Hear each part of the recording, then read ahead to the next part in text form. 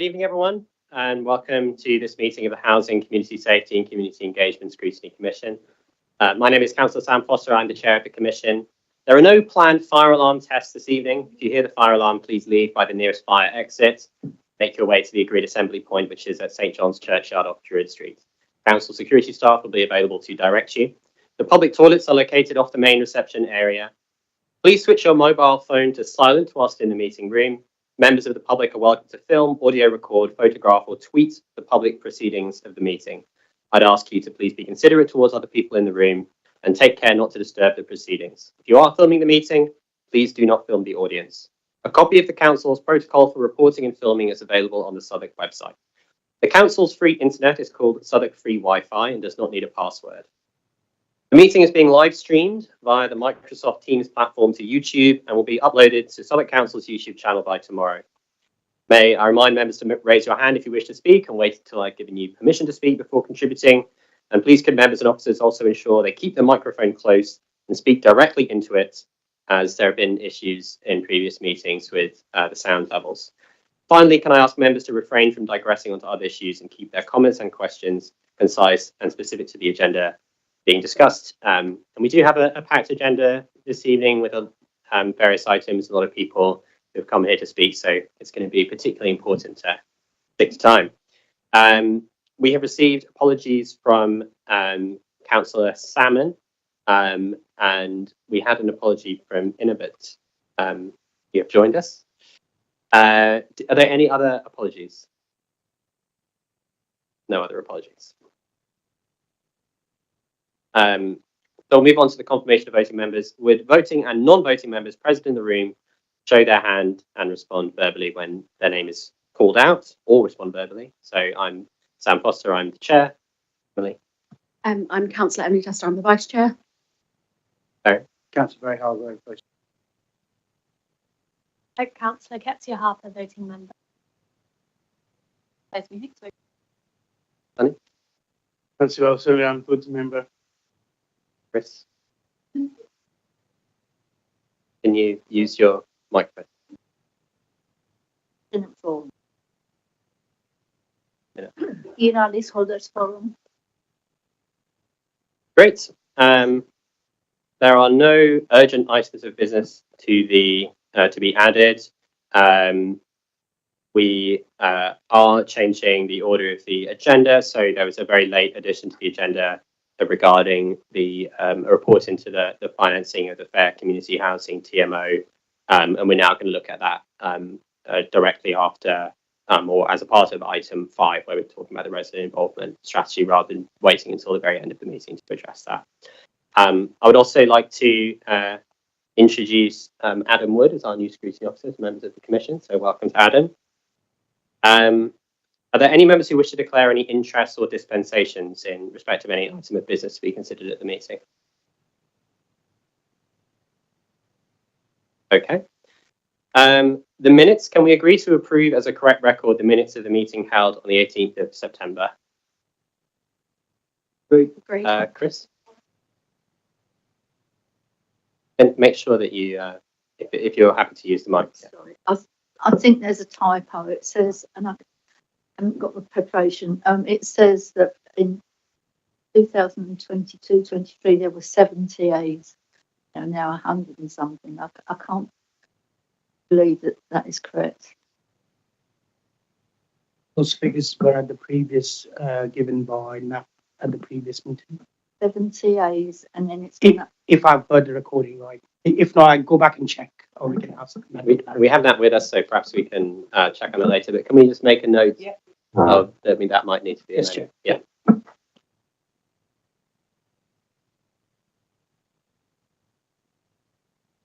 Okay, so we'll move on to the first main item of the meeting, which is a discussion of the draft resident involvement strategy. So if Hakeem and Nafi want to come forward to speak on this.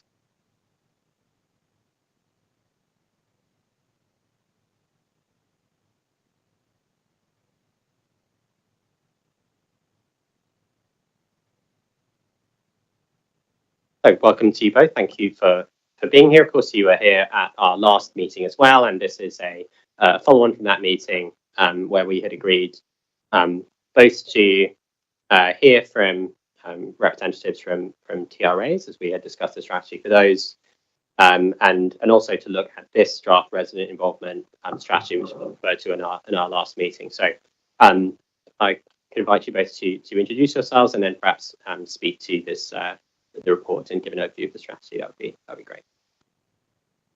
Thank you, Chair. Hakeem Oshinake, Strategic Director of Housing. Thank you, Chair, and good evening. Nat Stevens, now Head of Governance for TMOs. Thank you very much. Did you want to introduce the paper and speak to it? Yes. Chair, the Commission, the purpose of this is for the Commission to note the draft resident involvement. Sorry, Nat, could you speak a bit more directly into the microphone? The purpose of this is for the Commission to note the draft resident involvement strategy for discussion, but also for the Commission to note how the Council as a landlord is supporting tenants and resident associations or TRAs and tenant management organizations or TMLs. There are currently about 128 TRAs, and we currently have 16 TMLs. The Council as a landlord wants to collaborate with all residents to enable us to be able to design the landlord services, deliver on those commitments, and meet the needs and aspirations of all residents. As a result of this, Chair, we proactively spoke either in people's homes or at other events to about 533 residents to tell us basically what they want the resident involvement strategy to look like. And they were willing participants. And we carried out surveys in addition to having conversations just to document those discussions. And what we have seen, Chair, is the product of 533 residents telling us how they want to be consulted and how they want to be involved. Chair, the evidence illustrates that there's a huge appetite out there for residents to actually participate and to help to scrutinize the landlord services that we deliver, but also to support the council to make sure we are delivering a service that meets the needs and aspirations of all residents. There's also evidence to illustrate that TMOs are the bedrock of these communities. TMOs that serve those residents, they record on the highest level of customer satisfaction in the borough. And the council is very proud of this record. In the whole of London, Southwark is the only borough that has 16 TMOs. And previous to that, we had 17 TMOs.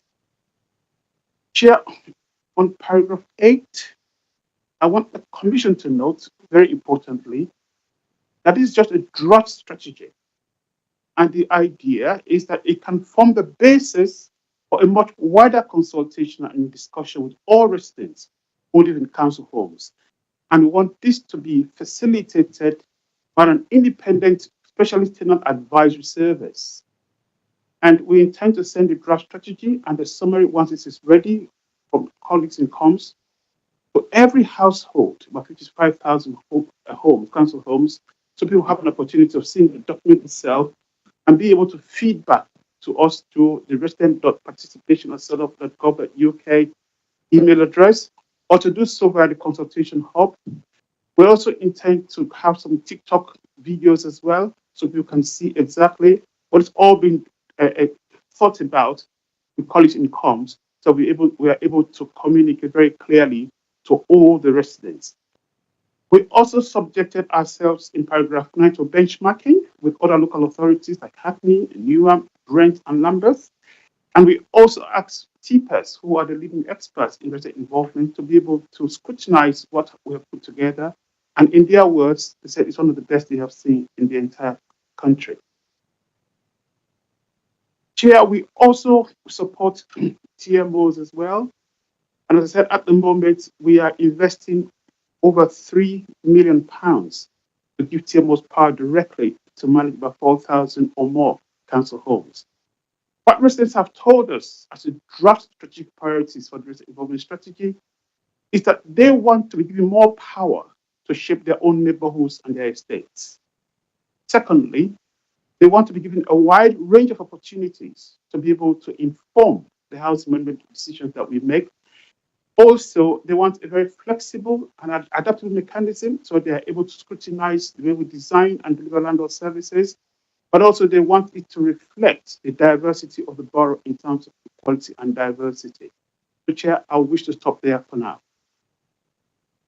Thanks very much. A couple of things to look at. I think one question that I want to explore a bit this evening on the Commission is to do with the question of resident empowerment. There's an emphasis in the strategy on giving power to residents, and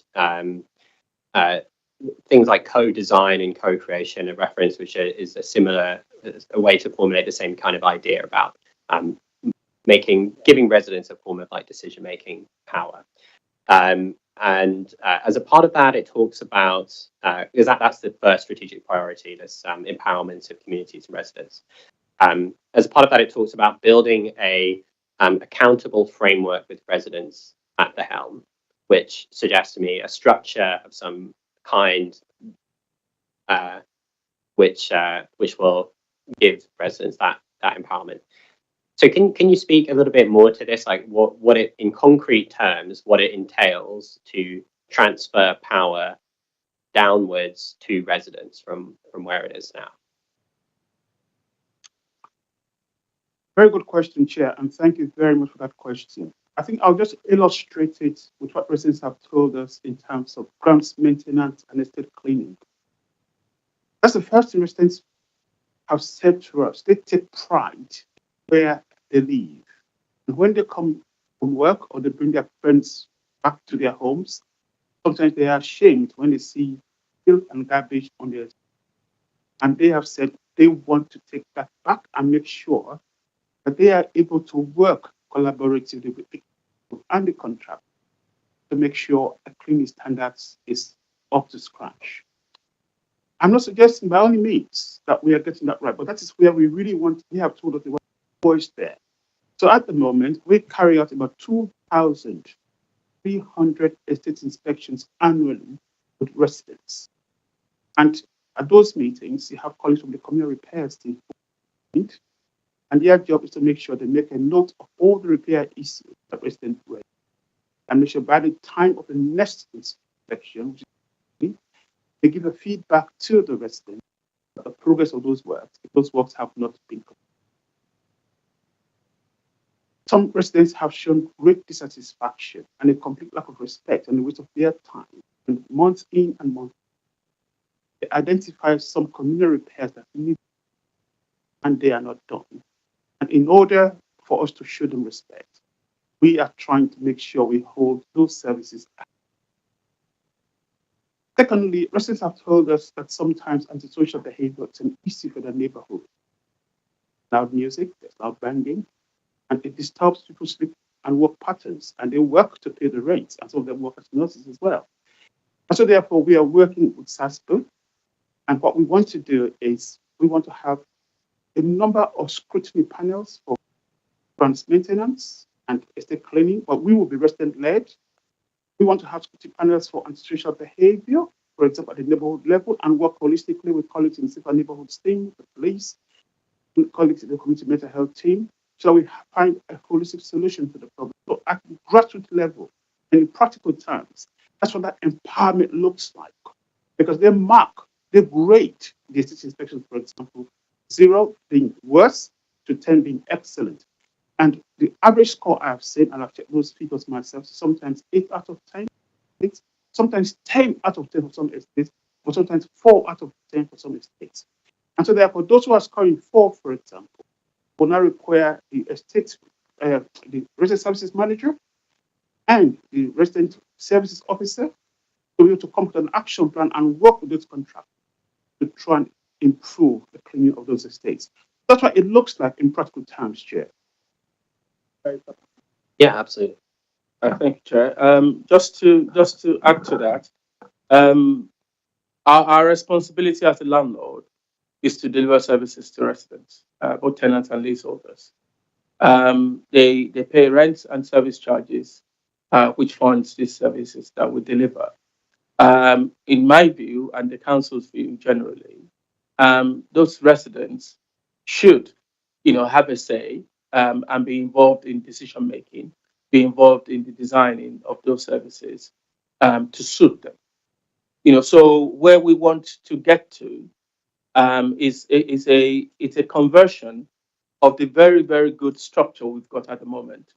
We've got TMOs, TRAs, we've got the SGTO, we've got a really, really good structure for resident engagement, but we want that to start informing the things we do, and we want to be agile in the way that we get the information from residents. We want residents to be involved in designing our processes, our procedures for delivering the housing management service, and we want residents to be able to hold us to account on several performance issues. And therefore, we will generally consult with and have discussions with the existing structure, but we would also and this is what I mean by being agile, constitute a focus group to discuss an issue. For example, we want to design a new process for antisocial behavior. We might constitute a forum, a focus group to discuss that process with them, co-design it, and then go out to consultation on that on a wider basis. But most importantly, it's about ensuring that we're listening, we're recording that listening, and we're demonstrating what we're hearing is informing the services that we deliver. And then finally, for residents to be able to hold us to account. Thanks. I'll throw it open to the committee in a second. I just wanted to drill into this a bit better. So I think the distinction that I would want to draw is between forms of consultation and listening and forms of decision-making power, because I think those are different types of things. And if you are empowering, for me, what I would understand to be by empowering residents is really structures that give real control to residents over aspects of their own estates and their own housing.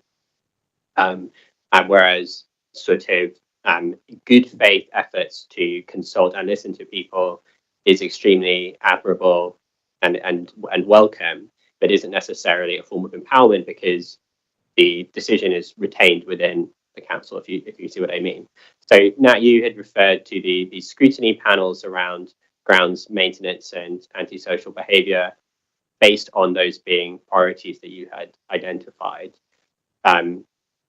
Will those sit alongside the structures, the existing structures we have of the area housing forums and things like SGTO and the tenants forum and the leaseholders forum and so on? Or how will those kind of interact? Or is the question about exactly how the structure of bodies that represent or hear from the views of different groups of tenants that then feed into housing, is that something that has not yet been determined that will be worked out through the consultation period in the strategy, if you see what I mean? Because the strategy talks about priorities and but it doesn't necessarily lay out reforms to these structures or explain exactly in what way they would change, if at all. So can you speak perhaps to that question? Again, a very important question, Chair. Say listening is quite important, but how we intend to do it, actually go back to the rest. Look, we want to listen to tell us. We don't want to prescribe for residents, but they want their resident information. We want to listen to them at a grassroots level, and we want them to inform and control the debate so that it shapes exactly what sort of resident involvement they would like in terms of A, design of the landlord service, B, way we deliver the landlord service, and C, the accountable structures we have in place so residents are able to scrutinize us. Because one of the few things the regulator wants is complete transparency, influence, and accountability. And if I just draw your attention, Chair, to paragraph 6 of it, it sets out a number of bullet points. Bullet point 1, for example, just through the informal conversations we've had with the regulator, is that we are investing a lot of resources in terms of resident engagement, and they thank us for that. However, what we have not been able to illustrate is how those significant resources are investor involvement is supporting residents to influence and scrutinize the management of strategies, policies, and design and the delivery of landlord services.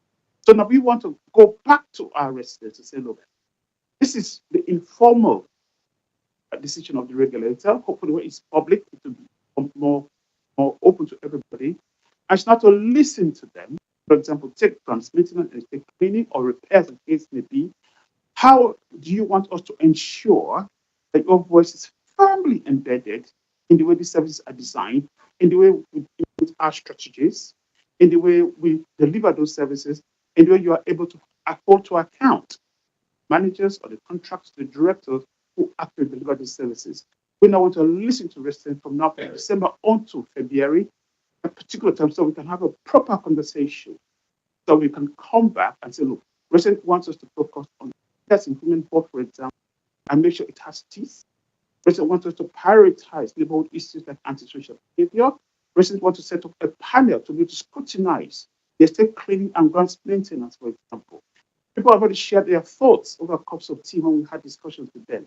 So one of the problems they have is that the contract is too big, so it's difficult to monitor. Good point of view, which we've made a note of as well. So within the next 3 months, we'll be able to actually listen to residents to make sure we have those mature conversations, and they can tell us exactly how they want to hold the cleaning service or the antisocial behavior service or the repair service to account, because they pay their rents and their service charges. Thank you, Nat. If I may add to that, Chair, we've actually got a very good example of what that scrutiny might look like. We've currently got the Repairs Improvement Board, which is a board of tenants, chaired by tenants, looking at our repair service from start to finish, and telling us and working with us on the areas where they think should be improved, how they should be improved, what services they want to receive and how they want to receive it. So that is already ongoing, and we want to replicate that, in other service areas. Thanks. I'll open it up now today. So Councillor Harper, and then Chris, and then Councillor Lamb, and then we'll start there, and then see. Councillor Harper. Thank you, and thank you both for presenting. Excuse me. And kind of following on from what Sam was asking about, which is kind of, once we've listened to everyone, it is commendable how many different ways we're listening to people. The kind of lack of then kind of proposed way forward, I think, is missing. And I hear what you're saying, that should come from the residents, and so far as how they want to have like accountability structures. However, I do think, a resident doesn't necessarily have a clear understanding of like the council decision-making process. And I think it would be beneficial if this report had a suggestion of how the scrutiny or how those decision-making processes might be made, and that is taken to the residents and asked, is this something you're happy with? I guess because I am concerned, for example, in under strategic priority 2, there's a list of different kind of examples. One of them is Tenants and Residents Association. This is on page 24, by the way, and it says that they give residents an opportunity to work with the council and hold the housing and other services accountable to ensure a consistently high level of service for local residents. I do think that's actually not an opportunity at the moment in many ways for residents to hold the council accountable. I think we've probably all been to TRA meetings where residents have brought issues over and over again to council office contractors, and the conversations happening over again. It's not really a kind of accountability opportunity because they aren't able to kind of force any changes at that level. So I guess I am kind of quite interested in what accountability means, and I think it would be beneficial for this report to have that really fleshed out as a kind of definition, because as I say, I think this is missing that. Like, and just for like basic things, like there's a lot of talk about resident engagement officers speaking to community members, but it's not clear how we definitely make sure they are accurately capturing kind of residents' views. And that's not in the report, and I think that would be helpful. But thank you. Thank you for that, Councillor Harper. In terms of accountability, ideally, the situation we want is, to agree what good performance, what good looks like with residents, to agree indicators, yeah, and steps that we're going to take to get to that point, and then to have a group of residents who would then, hold us to account on the actions we're taking to get to where we're going. That's what accountability looks like to me. That exact structure is something that I am hoping that we will be able to get, from the consultation period. But you are right. I think we should make some suggestions in the draft strategy about what that could look like, and we can do that so that residents have an idea and may want to add or take away, from that. In terms of getting information from residents and how we're going to use it, there are many ways in which we could do this, and we could copy and paste from several local authorities or landlords who do this up and down the country and do it well. So we have those ideas. But what we want to do through this consultation period is hear from residents, and we, as part of that consultation, we're still going to be talking to people in groups. We're going to go to all the TRAs and so forth, and we want to hear from residents what they think we should do. And in those discussions, we would of course raise our suggestions as well, so that by the time we conclude the consultation, we will have some concrete ideas about what that would look like. Just to add to that, we have also been looking at other organizations at what we call the C1 or the C2 rating, and the things they are doing, why the regulator has given them the highest grading. But we don't want to impose that on our residents here. One of the few things that Bansley, who had this local authority that has a C1, for example, they have a customer complaints review board, and they make sure every complaint that comes to the council, either repairs or either social behavior, there's a board that scrutinizes those complaints, so they're able to see the trajectory or the trends, the major concerns of each for residents, the priorities for residents, as it filters through those complaints processes. That is something certainly that we can discuss in those consultation meetings, but we would like buy-in from the residents. In terms of the accountability, we want a very transparent process. Thinking about grounds maintenance and screening, for example, just the ideas of residents, so they score how badly or how well the contractors are doing.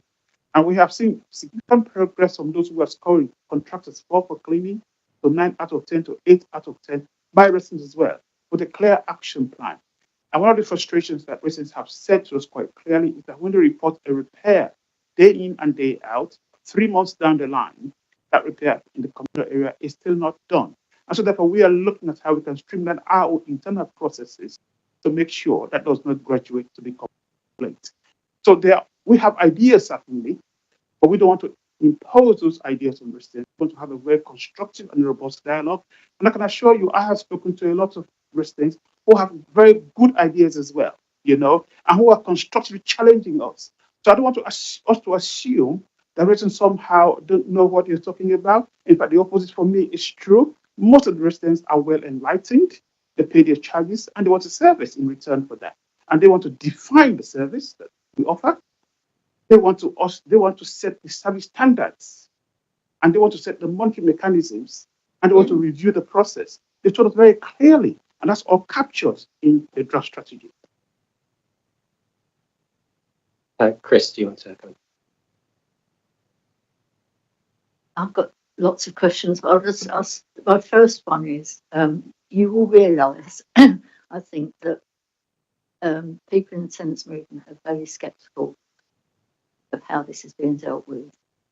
And my first question is, we got these papers as a committee about late last week, massive amount of paperwork to read.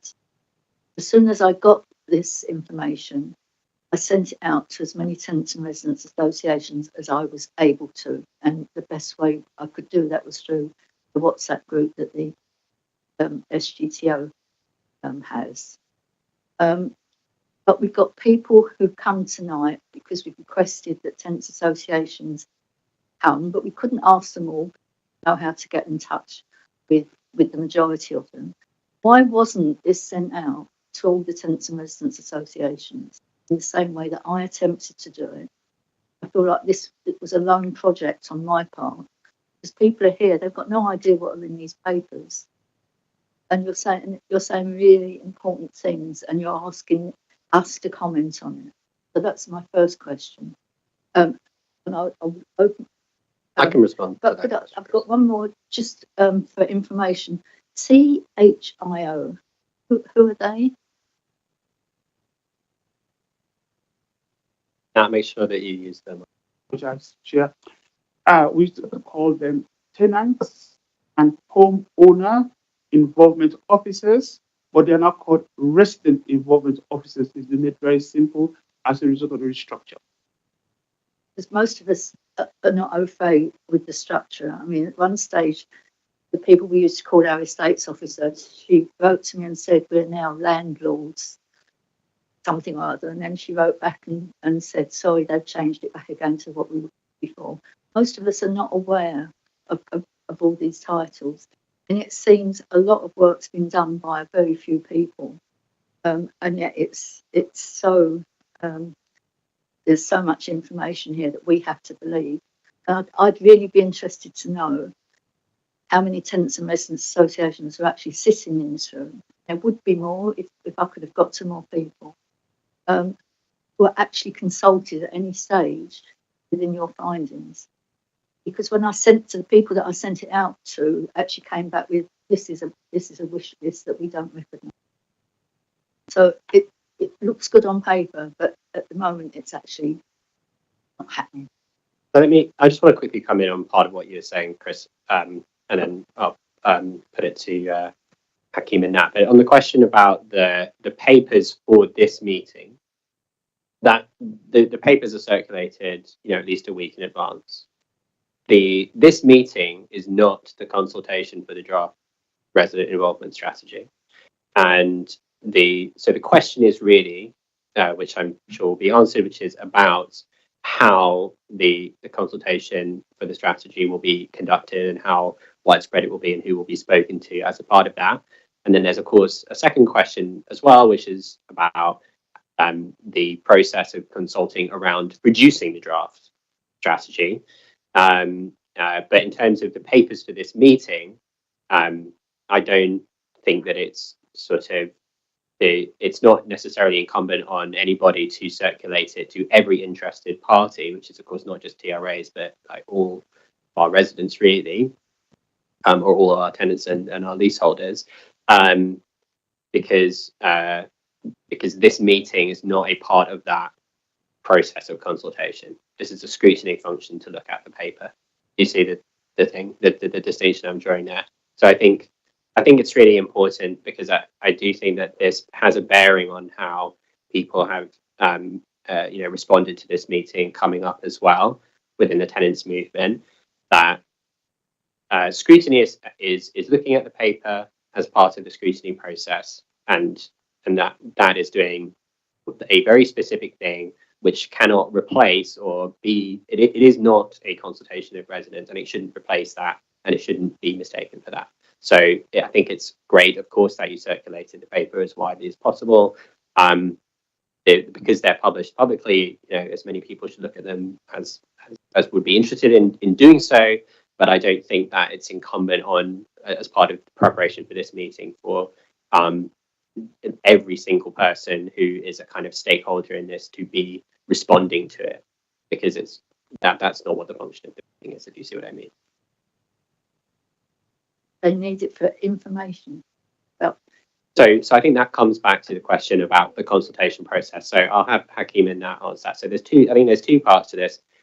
one is about who will be given sight of the strategy and asked to consult on it as a part of the consultation that goes forward. And you had mentioned having spoken to 500 residents as a part of drawing up this draft initially. And I think the question around that is, what was the decision taken for that approach to be about a kind of a sampling of 500 residents across the borough, rather than going out to people within our already established structures of resident involvement, such as the area housing forums, the tenants forum and SGTO and so on, to get their views on input onto the draft before that consultation period? I think, Chair, another very excellent question, and thank you very much. I'll just talk about the rationale first, why we decided to speak directly to residents. One of the criticisms that we have learned from the regulator is that landlords generally do not tend to speak directly to our residents. So we were trying to address that criticism by actually going to talk direct to people who we normally do not hear from. And we spoke to about 503 normal tenants and normal leaseholders, and the demographic profile of that is actually in the report. It tells you in terms of age distribution, in terms of the background, in terms of the tenure status, whether they are leaseholders or they are homeowners. And when they looked at it, it's kind of broadly representative of the demographic profile of the council, tenants and leaseholders who live in council homes. And secondly, some people don't feel very comfortable to come to meetings and express their views. And research suggests that when you proactively go and meet people in their own homes, it's a mark of respect. It's a controlled environment where they are relaxed and they feel free, and you're able to have a genuine conversation. And so we timed those conversations to last no more than 30 minutes. I can assure you some of those conversations lasted well into 1 hour. And if you see the list of repairs that we have been able to put out as a result of that, it's looking at nearly 2,000 repairs that the TOs, the tenant and homeowner involvement officers, picked up during those visits. They also picked up issues about the priorities, people who had issues with claiming benefits, people whose homes were in a bad state in terms of needing adaptations for their bath. So practical things. They actually said this is the first time since the pandemic that somebody from the council has actually come to see me in my own home to talk to me about my living conditions. So that approach has worked very well. Again, we learned from other organizations who are doing it very well, and that has worked for us. And we have now come with something for people who we normally would not hear from them what those actual priorities are. I'm not suggesting by any means of my imagination they are correct, because it's not up to everybody, all 55,000 residents who live in council homes, to pass a verdict and to come back to us with their own suggestions or counter proposals. And in terms of the constitutional framework, we intend to start in December. Each and every household will have a copy of the draft strategy. There will also be a simplified version, and there'll also be a letter that will be sent out in all letters to everybody, so people can actually read that we actually mean this. And we also intend to go to all 128 CRAs to have conversations with them. We've already had some preliminary conversations at the Tenants Forum as well. And Tenants Forum wanted to see the evidence that informed the strategy. And we had a meeting where a representative of the Tenants Forum had actually seen the anonymized version of the hard copies of those survey forms manually. So they have confidence that this is genuine. And those data that you see, you have real names and real addresses behind them. And that information can be anonymized and made available to anybody who so wishes to see them. We're not saying that that's the panacea. I don't think that's the best approach. But organizations that are succeeding are organizations that actually go and proactively talking to people. And that's exactly what we've tried to do here. And TPAS, one of the well-respected tenant participatory advocacy service, said is excellent. We chartered into housing, which regulates professional conduct. We say that's a very good exercise, a good approach. Our parties, our partners, Numbers, Brent, Hackney, Newham, because we're required to benchmark, also said, oh, we should have those resources as well. We would like to do the same thing as well, to make sure we are talking to people in the comfort of their homes. And through that, people have expressed various interests in what they'd like to do for the council in terms of scrutiny. Other people have said they want to be on the building safety board, whenever that is. Other people said they want to be on the website design process, so they are able to influence what performance information is published on the website. And other people strongly have said, look, anytime there's a grants maintenance and cleaning scrutiny panel, I want to be the first person to register for that. And they said, we want to break up the cleaning contract, for example, to make sure there's competition. All these views we have harvested and we have harnessed. It's not for us to go to everybody, so they are able to inform the priorities for the draft strategy, which will be the final strategy. Thanks for that. I have Councillor Tester next, and then again. Oh, of course it was. Ooh, my bad. Sunny, do you want to go first? And then we'll go. Lean in. Thank you, Chair. Thank you. I mean, first of all, I believe there's good intent in draft. I think that's the first starting point. Good important is that we recognize the importance of CRA, SGTO, and all these key agencies, what role they can play in making things better.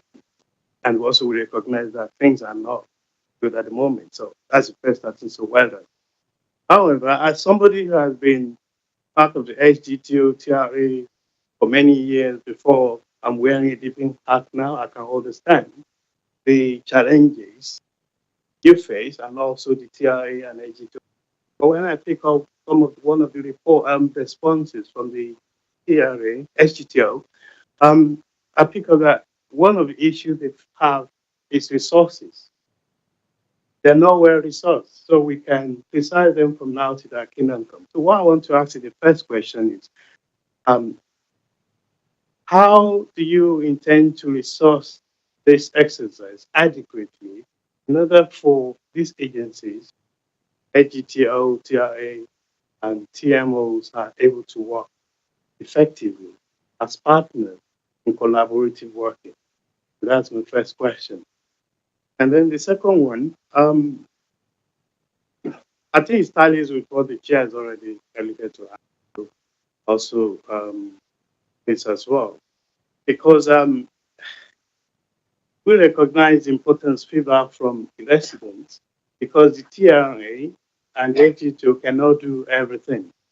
Even the most effective one cannot do it, therefore, and the feedback from the residents are extremely, extremely important. So that's one of the reasons why I think it's a good step. However, it still comes down to the issue of some people have reservations. Question they ask me, is it not another way of passing the buck by the council? What they should be doing for us, I want to pass it to these organizations to do on their behalf. So can you answer those questions?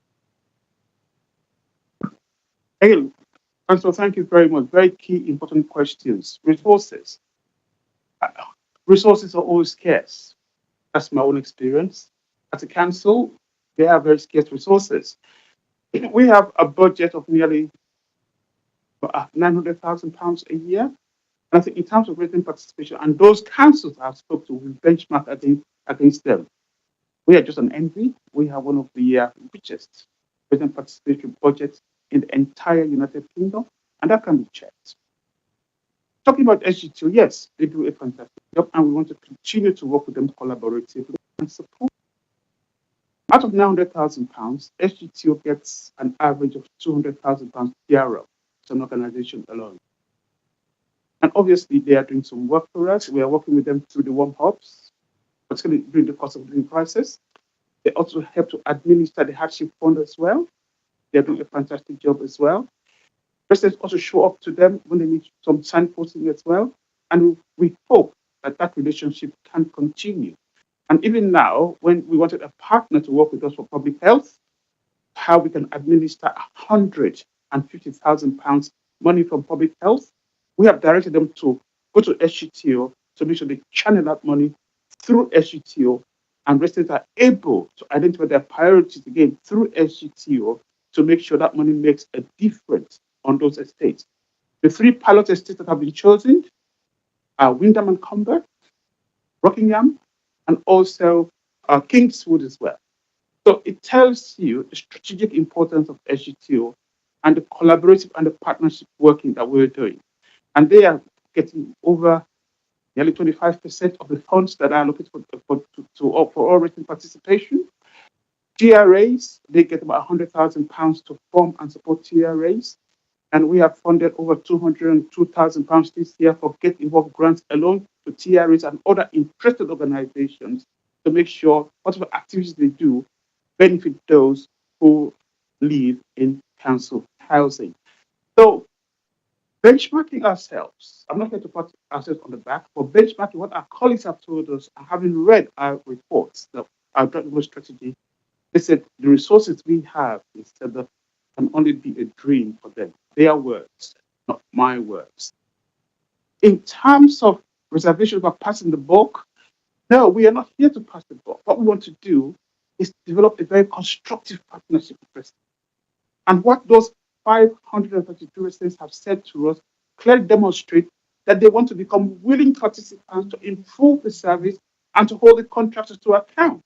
One elderly lady we spoke to said the contractor, when they come to do the repairs, they just open the letterbox a little bit, drop the missing card, and then they go to another job, you know. And she wants that to stop. So what they have told us that they want to define the standard and the quality of service we deliver because they pay the rent and the charges, and we should listen to them.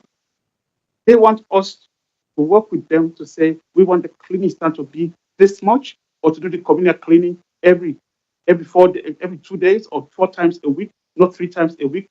To stop mob cleaning, they want it cleaned properly every day, 4 days a week, and they want weekend cleaning as well. That's what they've told us, the standard of the service that they want.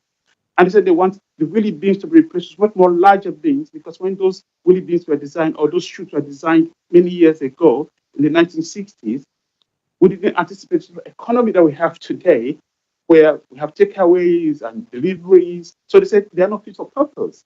And on some places like the Brunel Estate, we now have a new bin collection system, which is working very well for those estates. So through the Great Estates Project, and we listen very closely. So we're not passing the ball. Residents want to work actively with us. And notwithstanding, it is now a regulatory requirement under the transparency, influence, and accountability standard, as I set out in paragraph 6, bullet points 3 and 4. The regulator wants to see that the voice of residents is actually changing the way we design, deliver, and deliver the services. So by all means, I'm a paid officer, I'm not passing the ball. I want to make sure the service I give to you is what you're paying for. You can, but it's going to have to be a quick exchange. Sorry, we have, at the moment, we have, it's a housing forum.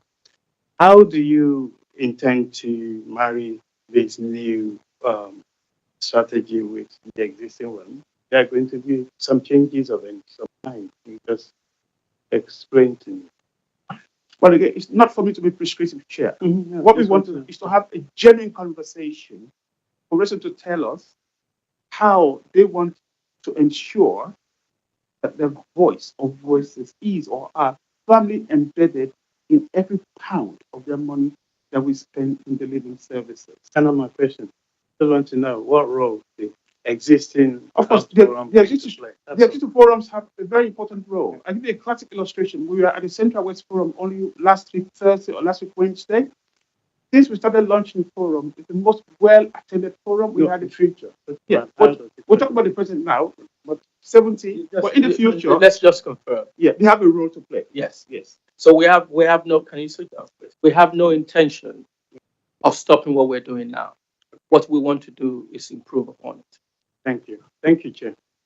Thank you, Councillor. So good thing to follow up on. Councillor Pepper. Thank you. I wanted to touch a little bit on sort of the measurements of success and also on strategic priority 4. And I noticed that one of the specific measurements of success is talking about having a wider range of residents involved in a greater number of involvement activities through the life of this strategy. Just think sounds great.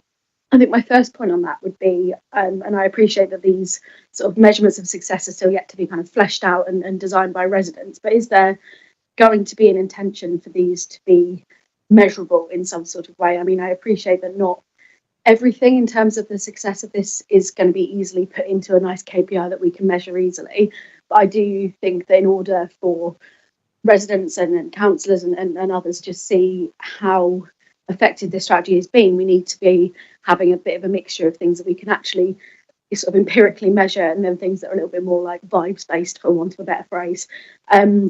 So I think that's the first part of that. The second part of that, one specific outcome, is looking at strategic priority 4, which is obviously all about kind of embracing equality and diversity and stuff that stands together. And I think that this priority, I think, is really good, and I'm really happy to sort of see the focus on reaching out to ethnically diverse residents in the borough. However, I would also employ you to look at other sort of diverse groups in the borough as well. So we have one of the largest populations of LGBTQ plus residents in the country, and also residents with disability who are also far more likely to be living in social housing as well. And I don't think that at the moment this priority for me hits those as well as it does looking at those of Black, Asian and minority ethnic residents. And I think I'd just employ you to look at that a little bit more as well.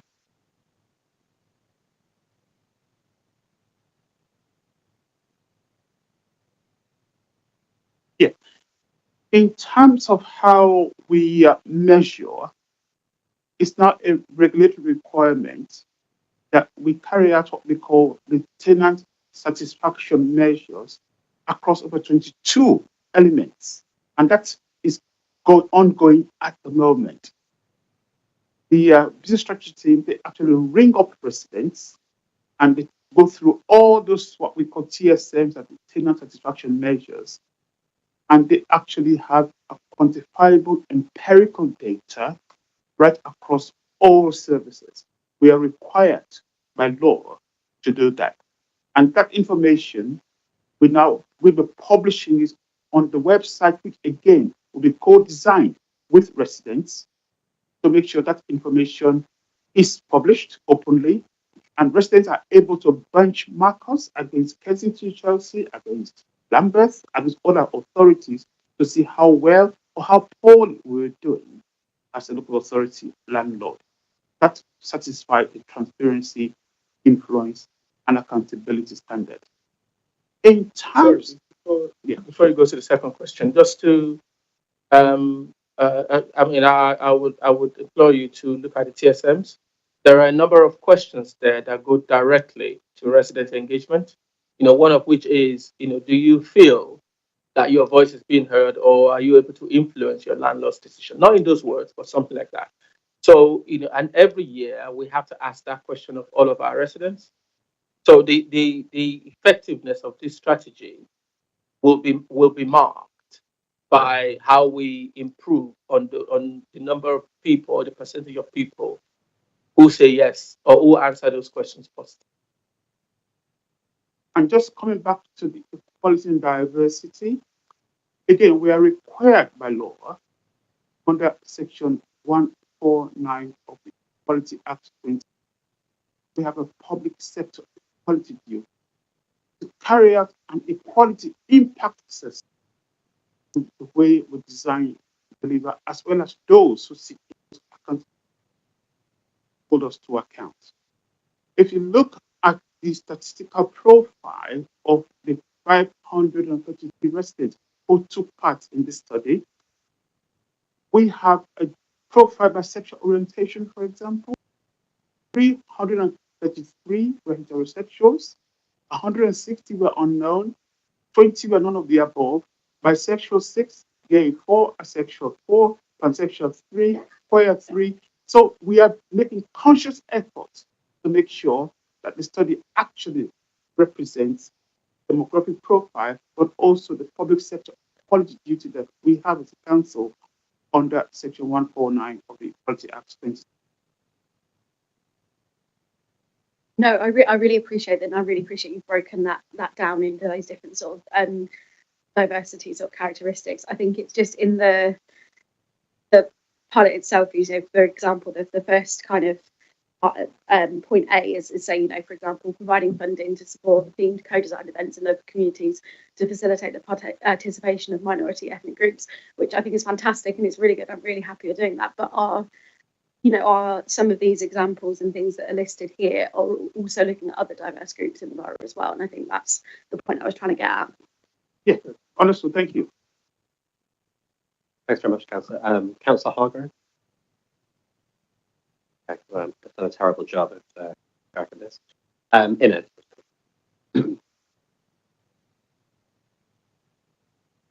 Thank you, Sam.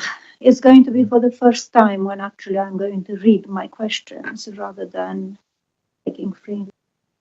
This is the 8th year when we're looking to the residents' involvement review, and they hear, sorry, we didn't get it right, and sorry, we didn't listen to, but we are going to listen to from now on. So the first question, I have two questions. The first question is, given that the last residents' involvement review was in 2019, not in 2013, given that in 2020, the leader of the council, Kieran Williams, pledged publicly to have an independent review of how the new structure functioned, which we put a deputation that it won't, given that the most of the 500 residents consulted seems to come from a very closed area, who it might have been overfunded, so is raising questions of independence. The question is, when the strategic director of housing will be compliant with Kieran Williams, the leader of the council, public pledge to have an independent review of the residents' involvement 2019-2024, and what is the name of the company which is going to conduct an independent consultation, because the council officers taking notes is not a statistically approved methodology. The second question is, given the forensic finance report which popped up only about 3 days ago, adding 27 pages on top to the other 42 pages of other audits, BDO and Grant Thornton, which in total make 69 pages of failures of the residents' involvement review to monitor operational finance, how the residents' involvement review would monitor non-incorporated organizations and to give them public money, money from the tenants and money from the leaseholders, to conduct activities if they are not even obliged to file the accounts. Thank you. I wasn't here and I wasn't aware of Councillor Williams's pledge in 2019, but I would imagine that COVID happened after that, and we all know what happened as a result of COVID. We're in a different world now, you know. We've now co-produced a draft resident engagement strategy, which we have gone through with members, and they're happy with it. And you know, we're now going to consult widely on it and hear what residents have to say about it, after which it would come back to cabinet to make a decision whether or not it becomes our resident engagement strategy. Councillor Williams will be able to put his stamp on it at that point. On your second question, I wanted to say this earlier to an earlier question. There isn't any empowerment bigger than having a TMO, having residents being responsible for managing their own estates. We need to applaud people who want to do that, and we need to support them to succeed.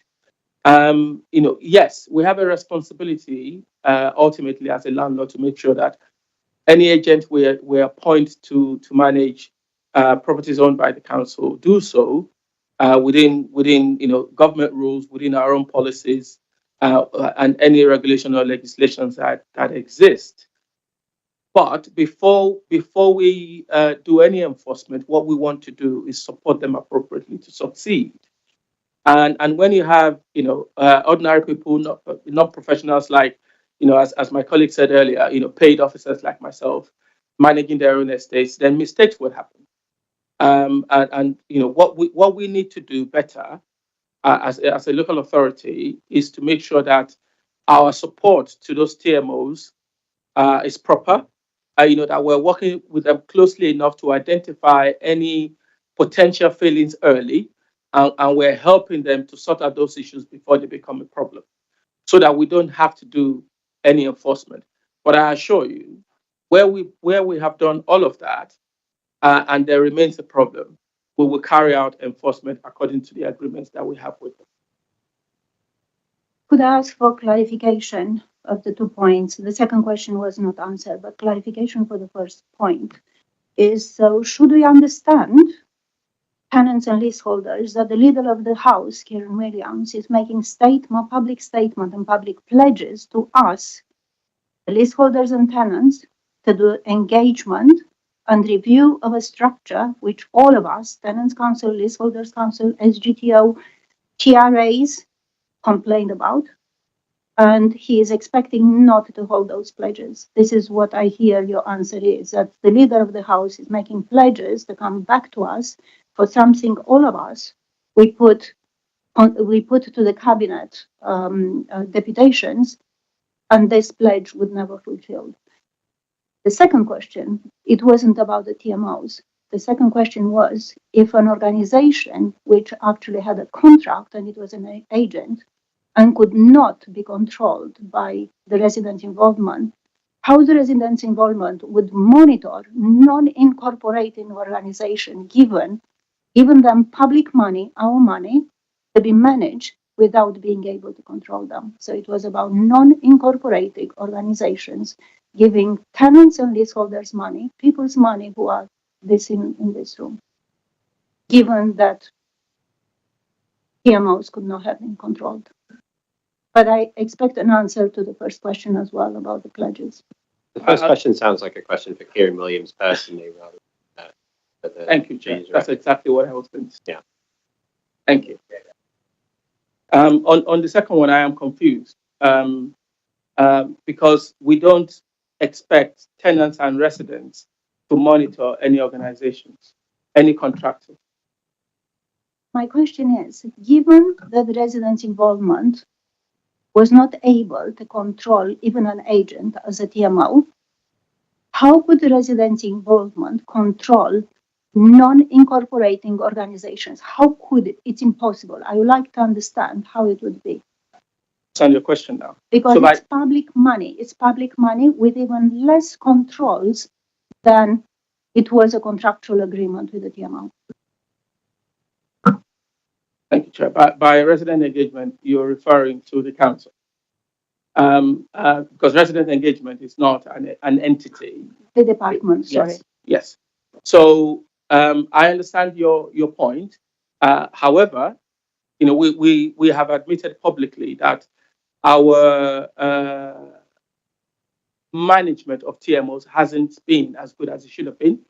I just said, a few seconds ago that we've learned a lesson, and we now need to make sure that our support is proper and far more intense than it has always been.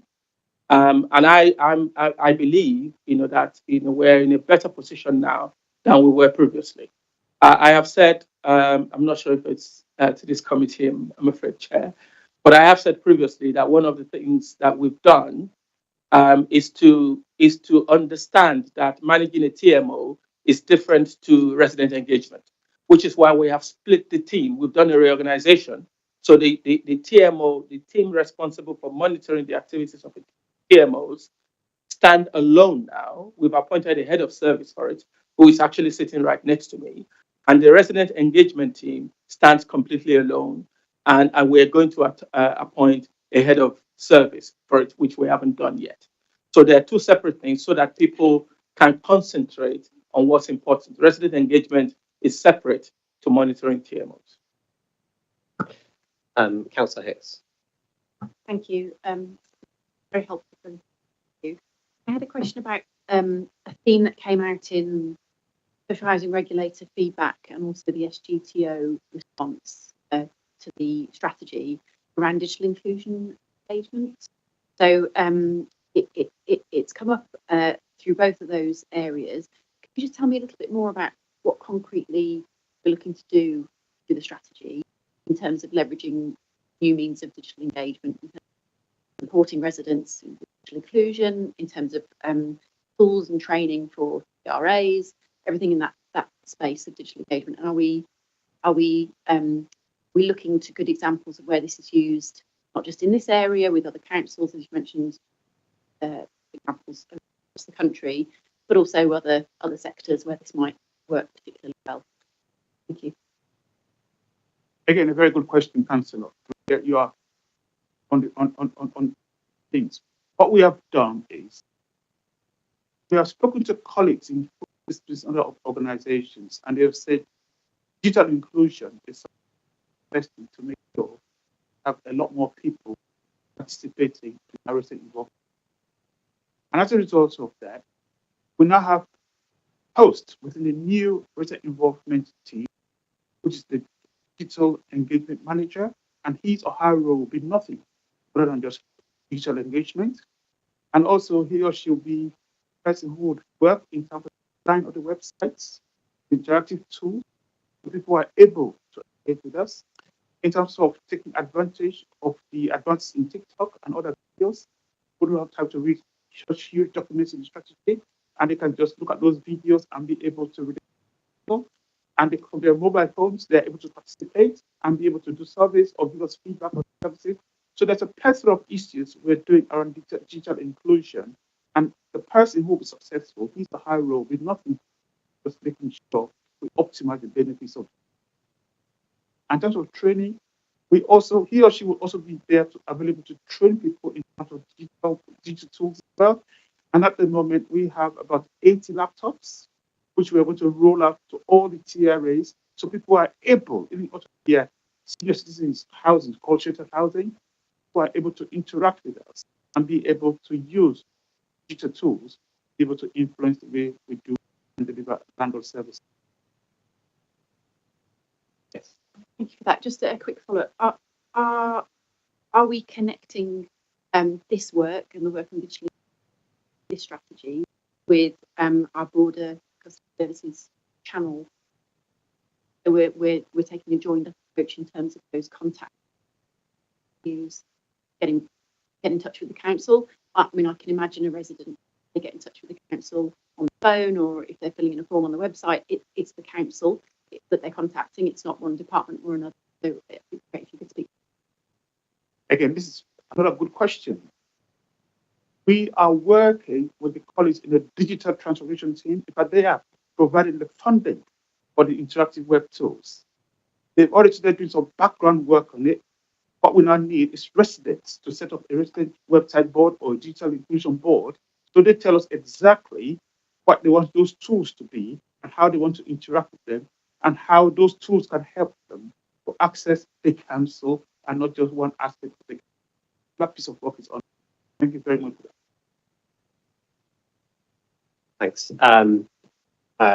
Just before we move on to the TMO paper that you brought as well, I think sort of reflecting a little bit on the conversation we've had and looking at the paper, I suppose part of my concern around this is that there is an element to this strategy which is sort of consultation all the way down.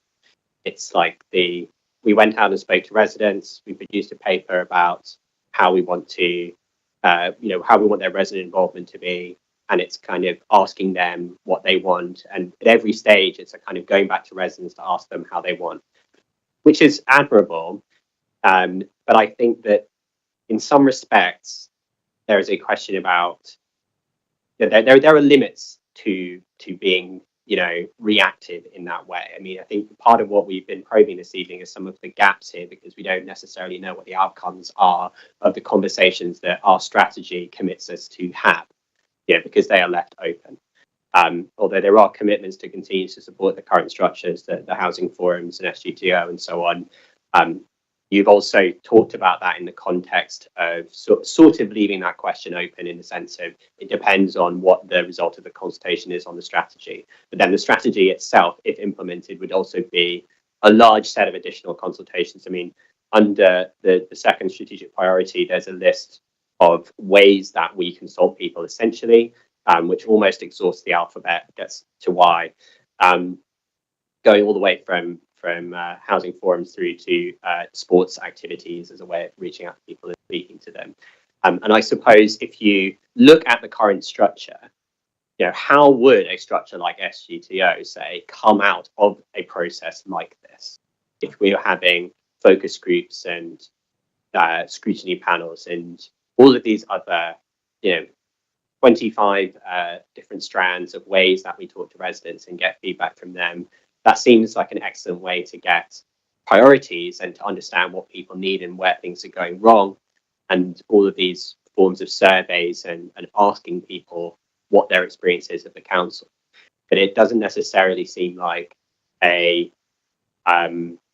it's different than if we had come up with a structure of resident empowerment and then gone out and asked people, does this deliver the control that you want?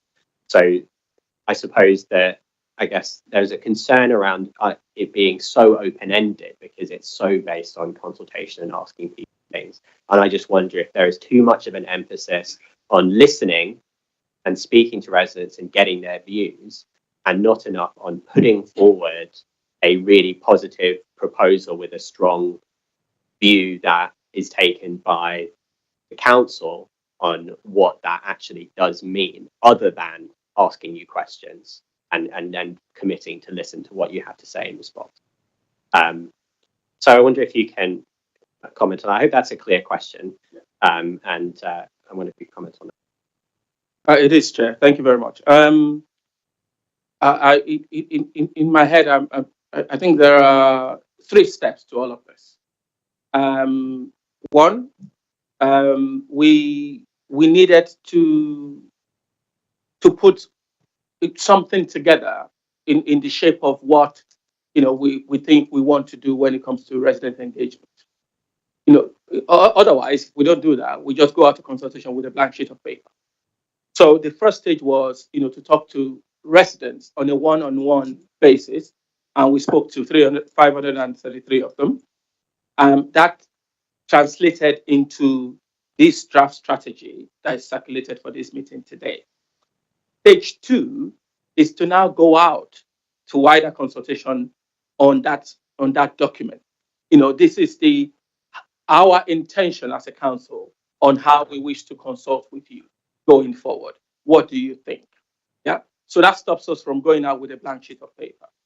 And we're going out to all of our existing structures, plus every single individual tenant and leaseholder. When that comes back, we will take it through our governance process. And once Cabinet agrees it becomes our strategy. That is the end of that process. But the strategy is a roadmap to the way we're going to behave as a landlord going forward. So when it sounds endless that we're going to be listening and talking to residents, what it means is that going forward, we want to engage properly with our residents so that we don't do the strategy, put it on the shelf, and that's that. Yeah, because like I said, it's a roadmap to how we're going to do things. So what I am encouraging my people to do is whenever you're thinking of a new procedure, whenever you're thinking of doing an activity on an estate, whenever we want to do a refurbishment on an estate renewal, whatever it is we want to do, the first thing that comes to mind has to be, how do we go and talk to tenants about this? Let's get their views about this. So we will always go with something to say we want to do A, B, C, D, E, but we want your views on it. So it's just the way we're going to behave going forward. We're not forever consulting on how we're going to consult. See what I mean? If I may just add, Chair, actually set out in paragraph 28 of the paper. It tells you stage 1, that is the research, talking to, and that happened August, September 20. And now stage 2 is actually telling them, so you said, here it is, and the final stage will be blocking, and like I said, this is said, and so there are 3 stages. Excuse me, sorry. Sorry, it's no, it's not. Unfortunately, it's not.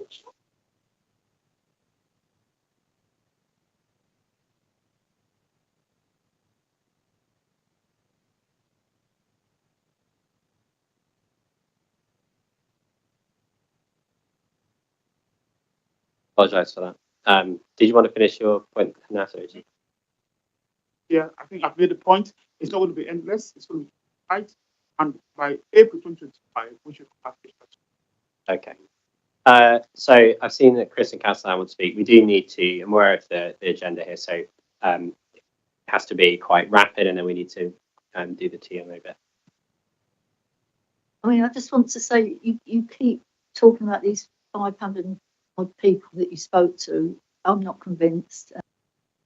Just to speak to them, you're saying 500 people all said that, yes, they want to be part of a group, they want to do this, they want to do that. I don't believe it. But I'm going back to another promise that was made by the leader, and I do think this committee needs to actually ask the leader the question. I'm going back to the 22nd of May 2023, where representatives from the SGTO, from Leaseholders Forum, from Tenants Forum, we met with the leader, and the outcome of the meeting was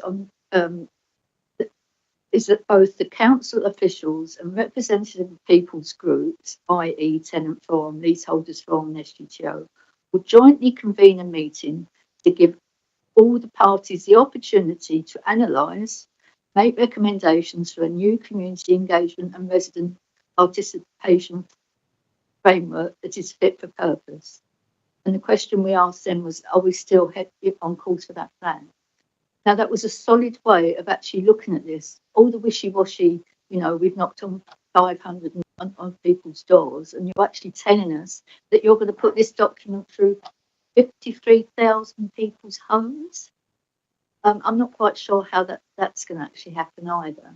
Whereas what we were asking for was people that have got the experience of over my 40 odd years, I've seen lots of different ways of structures, and so have a lot of the people out there. I'm not saying we know all the answers, but we do have some experience of what works and doesn't work. You're talking about the local housing forums, and I've said this 3 times now. The last local housing forum I went to had 6 tenants and 2 leaseholders that both came from the same household.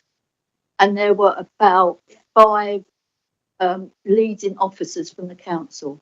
How much did that cost? What did any of us get out of that? How was that actually finding out what's happening? This is all trust. This is flimsy. You've got people that can help you put some sort of strategy together so that you can actually talk to people. The woman that's just gone out, I just admire her because she said the truth and she made sure that everybody heard it. And this is where we stand. Sonny, do you want to come in as well? Without wasting what's already been said, my question is reaching to, I understand you have to follow these processes as you've already set out. The last bit of it, when it's being implemented, when you do intend to review to see whether what you set out to do after the implementation can then refine or make changes after the implementation. Do you have any time frame, maybe 3 years or 4 years or something? Sorry, just before you come in, I've seen anyone wants to speak. Just in the interest of time, I'll take your contribution now if it can be quite quick, and then we'll have Nat Keane come back in. Thank you. I want to touch one point which Councillor Harper mentioned. We are dealing with legislation. Still, the Residents Involvement Department are talking about parties and about barbecues. We are talking about legislation, which is heavy stuff. Some of us who involved for years try to understand the obligations, the rights of the tenants, the rights of the leaseholders.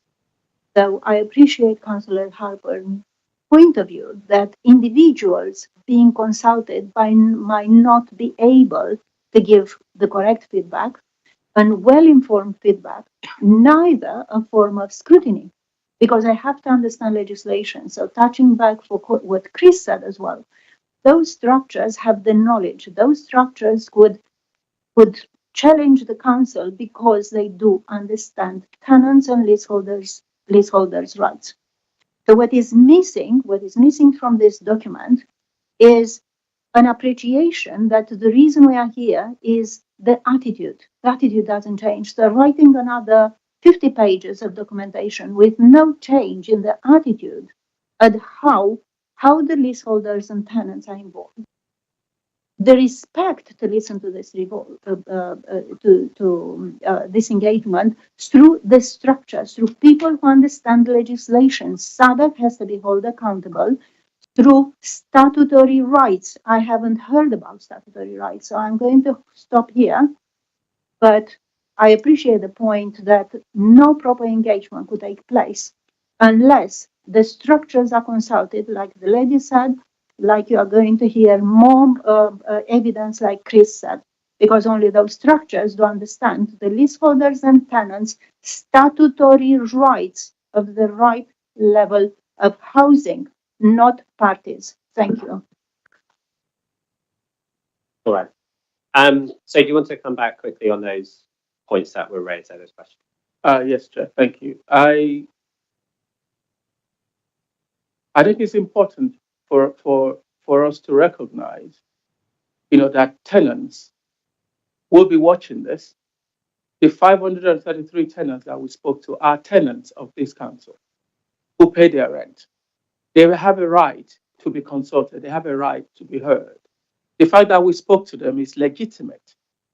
They are no more or less, higher or lower than anybody else. And it is important that, With all due respect, I didn't say that. We have spoken to them. I didn't say that. And they have, we have worked with them to produce this document. And I think that is a legitimate thing to do. So, it's important that is recognized, because I feel that I feel that officers or the council is being accused that because we haven't spoken to the TRAs, then we haven't done it the right way. But I disagree. We are going to speak to the TRAs as part of the consultation. But we have spoken legitimately by over 500 tenants of this council to form that document. And they have a right, to do that, no more or less than anybody else. And just to come back to, it's good practice to review strategy. It's a statutory requirement. Can you just perhaps pull the microphone slightly closer towards yourself? It is a statutory requirement that every 3 to 4 years, a landlord reviews its rental involvement strategy, and we will do that.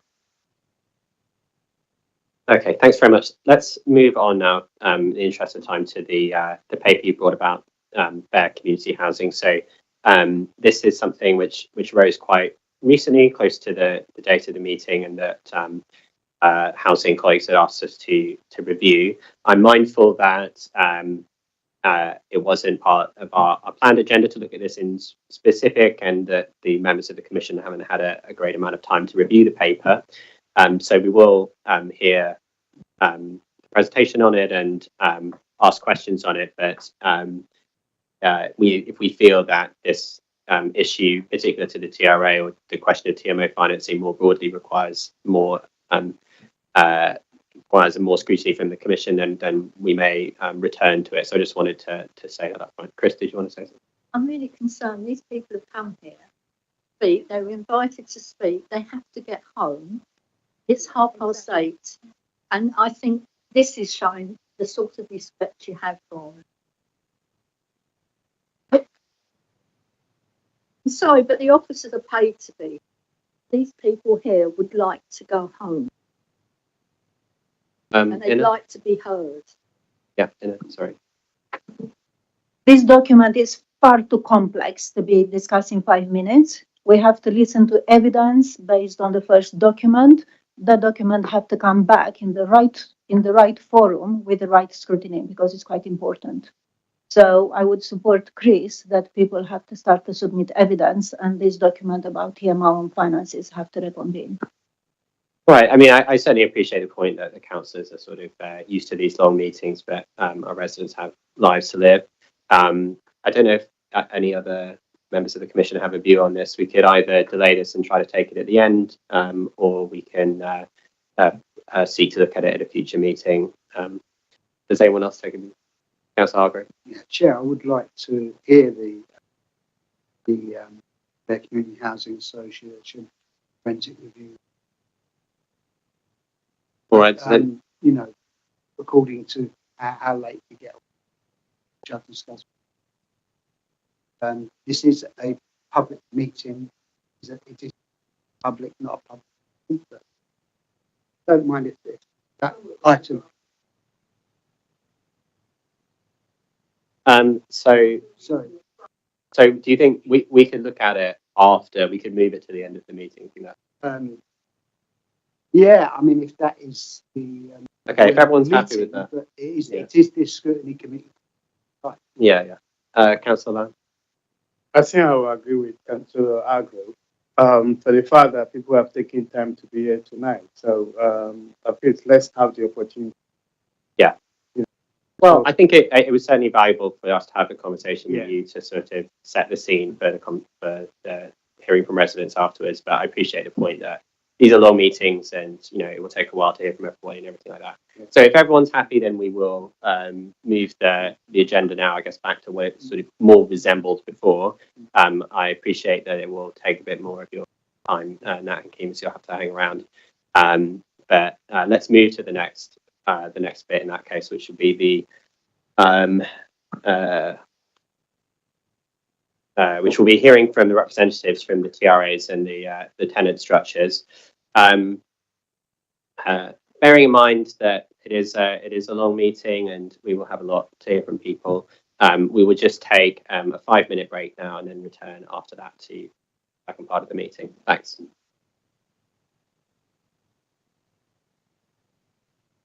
That will be restarting the meeting at about 8:33 something.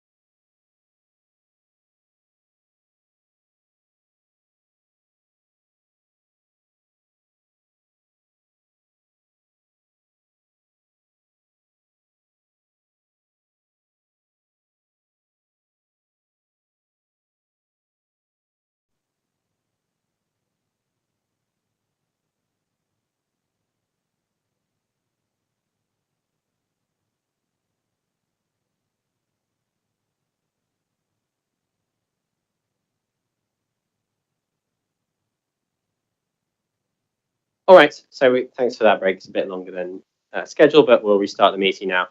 Two of the people that we had invited have had to go home. So unfortunately, we won't be able to hear from the Aylesbury or Thurlow Lodge representatives. Because there are quite a few people who are going to be speaking to this, we'll just invite people up 4 at a time to sort of fit things. So basically, there'll be 2 lots, and then when we ask questions, we can ask them of whoever has come to speak. Just to give a bit of context to this, which I explained a little bit earlier in the meeting, but this is obviously a follow-on from our previous meeting, and we were looking at a similar kind of topic about the council's strategy for supporting its TRAs and TMOs as well. And we thought it was important to hear from TRA representatives themselves to reflect on that. So this isn't only about the resident involvement strategy, but it's also about the structure of the TRAs and people's experiences of that, and an opportunity to reflect on those experiences. The conversations specifically around the structures are obviously important, but they're limited in a certain way. And I think it's very valuable to have people speak to how they feel that their own engagement at the most local level with this formal council structure helps maintain their estates, helps empower them, and if they feel supported in doing that, and what that experience is like. But that's what we were seeking to do by having representatives from TRAs. And we also have a representative from the Thames Forum and from SGTO as well to speak from their perspective. I'm sure they will give some reflections on the resident involvement strategy. So with that in mind, I'd like to invite up, first of all, Dermot and Helen from the Consorts TRA, if you're here, and Jerry from Hawkstone and Tom from Brandon 1.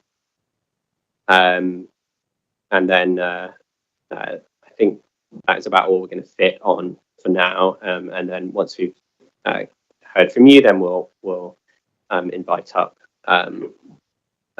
Chris and Althea. So if the 4 of you, I suppose from left to right, if you just want to, or I guess stage left to right, if you want to introduce yourselves first of all, so Jerry. Get fun. So Jerry Hewitt, chair of the Hawkstone TRA, and also currently co-chair of the Improvement. I'm Tom Lloyd. I'm chair of the Brandon 1 Tenants and Residents Association. I'm also an area housing forum chair. I'm Helen Cordy. I'm the treasurer of the Consort TRA. Herman Benchi, chair of the Consort State TRA. Great. Well, thank you all for giving us time to be here, and I appreciate your patience in waiting through the first part of the meeting as well. And it's unfortunate that we've already lost a couple of people because of the late hour. So you each have 5 minutes to speak to the meeting, and Jerry, do you want to go first? Yes, thank you, Chair. There's a lot to say and a lot to speak to in a very short time. Ask us some questions as well. The document that Nat has been and Hakeem have been speaking to you with this evening, we would ask that it's not sent to 55,000 homes. It is long-winded, verbose. It is not succinct. It has been through although it has been informed by 530 something residents. It was, as correctly said, those residents came from primarily a large geographic area, geographically spread across the borough, and I know that because I was the Tenants Forum representative who went to see the actual files on that survey. I didn't inspect every file, but I certainly saw that the work completed. Also saw the geographic location of where the data was collected from. That's quite important to understand in Southwark, that it's not a geographically representative example. I would also, I'm aware of time, I would like to just hold up these two props, if you like, the consumer standards from the regulator, the social regulator, which I'm sure you've all read or are extremely familiar with, and also the transparency, influence, and accountability standards from the regulator. I'm sure you've all read and are extremely familiar with. And if you have read these carefully, then I hope you'll be expecting to see much of what is written here would have been written carefully and incorporated and weaved into the draft policy. And because, in my opinion, it hasn't been, there has not been a sufficient attention to these requirements and these details. That's one reason I would not send it to the needs to be, in my opinion, quite substantially, in our opinion, quite substantially revised before it goes out to the 55,000. We also heard about that it was legitimate to go out to the 533-ish residents. What was not perhaps legitimate was then not to go into the formal consultation structures, as Chris alluded to. So we have a considerable body of experience in residence, going right back to the days of working at Ian Wingfield on the Decent Homes policy, which was extremely successful, right the way through for decades. And that is one way that we can produce much better policy. So also, when you look at the policy, you'll also hopefully see that the coherence throughout the document is weak, in that it needs to be more consistent and follow through, so that key priorities are coherent and consistent through to the promises, which are then consistent through to the resident involvement agreement we will list, A to G, and through to the success monitoring criteria as well. There's a lack of coherence throughout the whole document, which I believe has been a bit of a mishmash over time since the 2020-21 and various different authors. That's certainly my feeling reading. So I believe it needs quite substantial work to improve the quality of the document, make it shorter, make it more succinct and more suitable to be sent out to 55,000 homes. In regards to TRAs, I mean, TRAs don't hear much at all, do we? In fact, we hear nearly nothing back. And the one reason that is because Tenants Forum has been virtually defunct for years. The elections have not taken place since 2020. As was correctly said, neighbourhood forums in our area, North East, we had about one person and a dog before Barry and I managed to increase attendance to 20 to 25 people. But how can one or two people in forums be a formal consultative structure? And not only that, though that formal consultative structure appears not to have been used. So when we look at these changes, in which I understand are already implemented, we weren't consulted about that, even though there's a substantial cut on the side of the residents' involvement team. So we're going from 78% of resources down to 60% of resources. That is a substantial cut, a substantial change away from 55,000 homes, the many, to 4,500 TMOs, the fewer. No consultation whatsoever with us, despite what it says in the social regulators' consumer standards about we must. One of those we musts, which I would expect senior management to be aware of, is we must, where a registered provider is considering a change in landlord for one or more tenants, or a significant change in management arrangements, must consult affected tenants on its proposals at a formative stage, Chair. And that would also be my point, is that this policy, although it was informed by 530 residents, and I take that as legitimate, I take that as valid, the residents were not then taken to the next stage of being formally consulted in co-authoring and producing the draft strategy. So having worked with council officers and in the council probably over 20 years now, I do request that document is not put out, kept, and work is done on it before it goes to the situation. Sorry, yes. You've had about 5 minutes. Have I? Yeah. Thank you. Okay, thanks. You, yeah, I'm just mindful that yes. we have to hear it from a lot of people, and obviously there will be questions as well. Yes, thank you, Chair. Yeah. Thanks very much. Tom. Okay, thank you, first of all, for the committee letting me speak. I think to be able to look at what the future brings, first we need to look back at the experience the TRAs have had trying to work with resident involvement department since the restructure in 2020. From my experience in discussing with other TRAs, it feels like the resident involvement manager has some sort of preordained strategy and we certainly don't feel part of a co-designed, resident-led journey. The report states it was co-produced, but from speaking to other TRAs and elected reps, this very much appears not to be the case. Cheryl Russell recognised in the Area Forums meeting chair that the approach taken by Southwark resident involvement team had been adversarial, and told us just over a month ago that she wanted to reset the relationship with the elected representatives. Sadly, this sentiment seems to have evaporated following Cheryl's resignation. The Resident Involvement Department of 21 staff have had almost 5 years to implement the strategy outlined in the 2020 Cabinet paper, yet very little has been achieved. And the engagement with TRAs has gone from bad to worse. They have lost 11 staff in the last 12 months, and one might actually question the reasoning behind such an exodus, and if they actually have the necessary human resources to implement the significant strategy changes purported in the report. All this instability within resident involvement has made it exceedingly difficult for TRAs to have any continuity of engagement with them. The high turnover of staff seems to have affected the morale of their colleagues who have had to shoulder the burden of so many vacant positions. This is evidenced by the amount of absence due to stress, which makes connecting with resident involvement officers even more difficult. I'm going to give you a few examples. The Getting Involved grant was put in place for TRAs to host summer events on their estates. Unfortunately, in 2024, this funding was not released until the end of August, by which time summer had passed, so no TRAs were able to have summer events this year.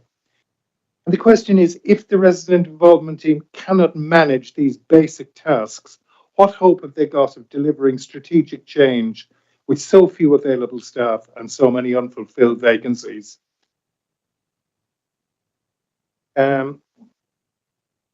Southwark funds SGTO and the Citizens' Advice for leaseholders to the tune of £300,000.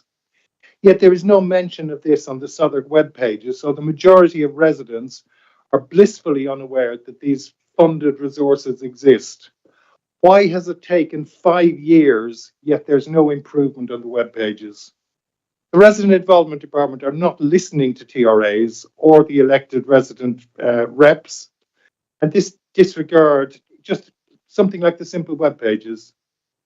Another serious area of concern in this proposal is to open the tenant and resident funding up to external organisations to mine funding from.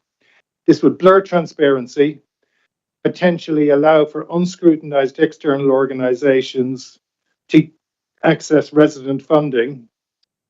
I'm familiar with the recent programme that was run by the Southwark Black Parents Forum, where they had a funding of 20k, partially funded by GIG, which actually saw only 56% of the funds actually spent on provisioning events for residents. The remaining 44% was retained as staffing costs. What else do I want to say? Moving on to the, I'm going to say that there are a number of things that I picked up in the report. I don't have time to speak about them, but I have actually got some handouts that I'm going to give you guys afterwards. And I'd say for any new strategy to work, it needs the buy-in of all parties. This proposal needs to go back to the drawing board. As Jerry said, it needs to be co-produced, it needs to be clearer, it needs to be in line with the housing legislation, and it needs to involve the input of the tenant and homeowner reps. I'm going to finish with one question. I'm going to ask all the TRA people behind me, how many of them feel that they've been excluded from the compilation of this draft involvement strategy? So if you feel you've been excluded and you don't feel it was co-produced, please raise your hands. Could I ask that someone actually takes account of the number of hands raised in the room? I don't think that's that, but obviously hands were raised. It was pretty much unanimous. But, well, it's not a real vote. It's just that I appreciate the point.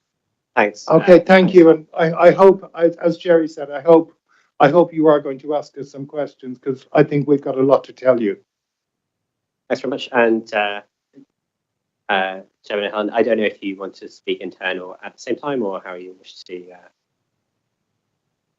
Hi, thank you. So we only managed to open our TRA, or current form of the TRA, in Consort State over a year ago, just over a year ago. And this came to be thanks to the Councillor Dobson and the resident officer came to us to say, hey, come and open it. We were very naive when we started this journey, thinking that, well, this is going to be a job about reopening our hall, had been closed for many years because it had been squatted, to create activities like the summer parties, etc., etc. And I remember very well when we organized the first meeting of the TRA that it hit us that, well, all the residents, they want to be heard. They want their voices. They want they want someone to tell them what's happening with our repairs. Where, what happens when someone sends an email to the council and it doesn't get answered?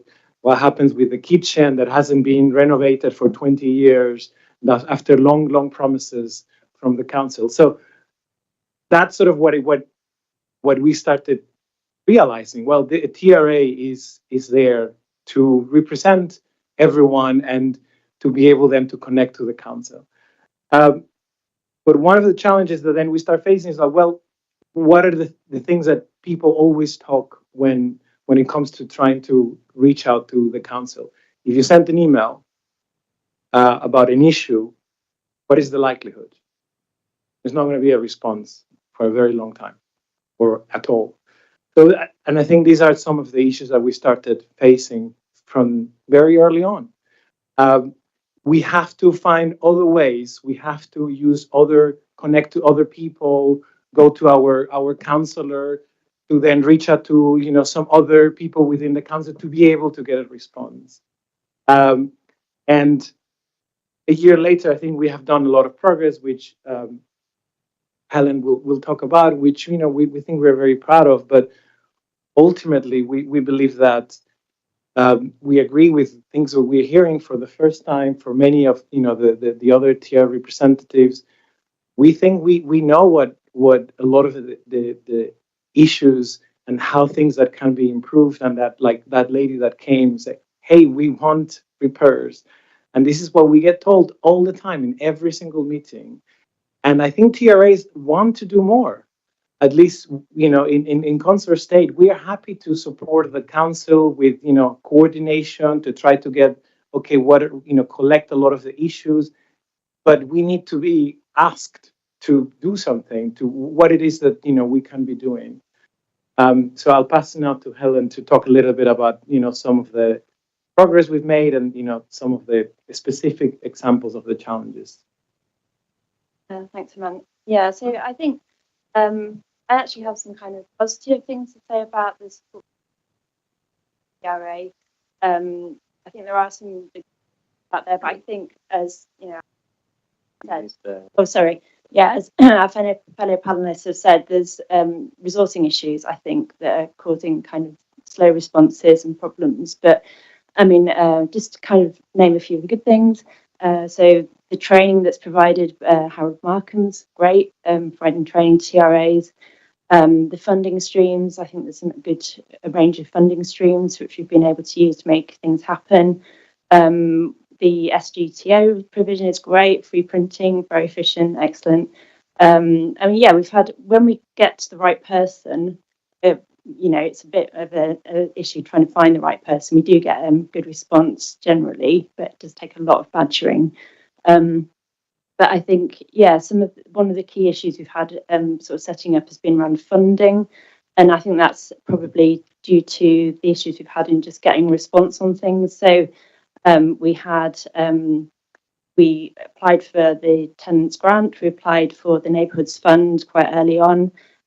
We were told in April that we got the neighbourhoods fund, which is great. So we started planning our summer party, which to take place at the end of July. We thought that'd be plenty of time to get the funding. But then I think we chased about 6 emails to various different people to try and find out when our money was going to be coming through. We did get the paperwork eventually, but then it told us things like we had to have we had to pay for certain things like the insurance, and we had to pay for, and we had to kind of get our accounts audited. We didn't really even have accounts. All those things took a long time. And we weren't getting any response, really, any help from the council on that. Eventually, we had to start paying for the party ourselves. I incurred £1,800 costs, which I then had to. We did get the money eventually. It was the day before the party, but that was after a lot of chasing. So that was quite difficult. So yeah, I think that's about it. Oh, I did have just a recommendation. I think it would be great to have kind of a list of contacts, because it's so difficult to navigate the council. It's incredibly difficult. And I think we just need kind of better resources. For example, we had to create some of the policy documents from scratch, because there's no kind of templates out there for us to use that we were aware of. And the accounts verification or auditing process needs to be a lot more simple and a lot easier to do. Yeah, another couple of things to add on the recommendations is that when we are TRA, we want to connect to the tenants and residents. We want to reach out to people. There's no way to reach out to them. So we had to create a WhatsApp channel, WhatsApp group from scratch, start collecting the different contacts. And nowadays we have a WhatsApp with more than 100 people from our state, which makes a huge difference. And then from there we have lots of different groups where we had to create those from scratch. The only way we have found on how we can then send communication directly to the tenants and residents is basically print out our communication from SGTO, and then ask then the council to pass it on to the cleaners, to then pass it under the doors, because there's no communication strategy of how to connect to the tenants and residents. Great. Thanks very much for that. So I think before we go to questions, we do have a couple of other people to give evidence to the panel. So I think only two others. So maybe if two of you can, there are empty chairs, so if you can sort of scooch yourselves up maybe and make room in the middle, where there are microphones available, that would be great. So Chris and Althea, do you want to come forward?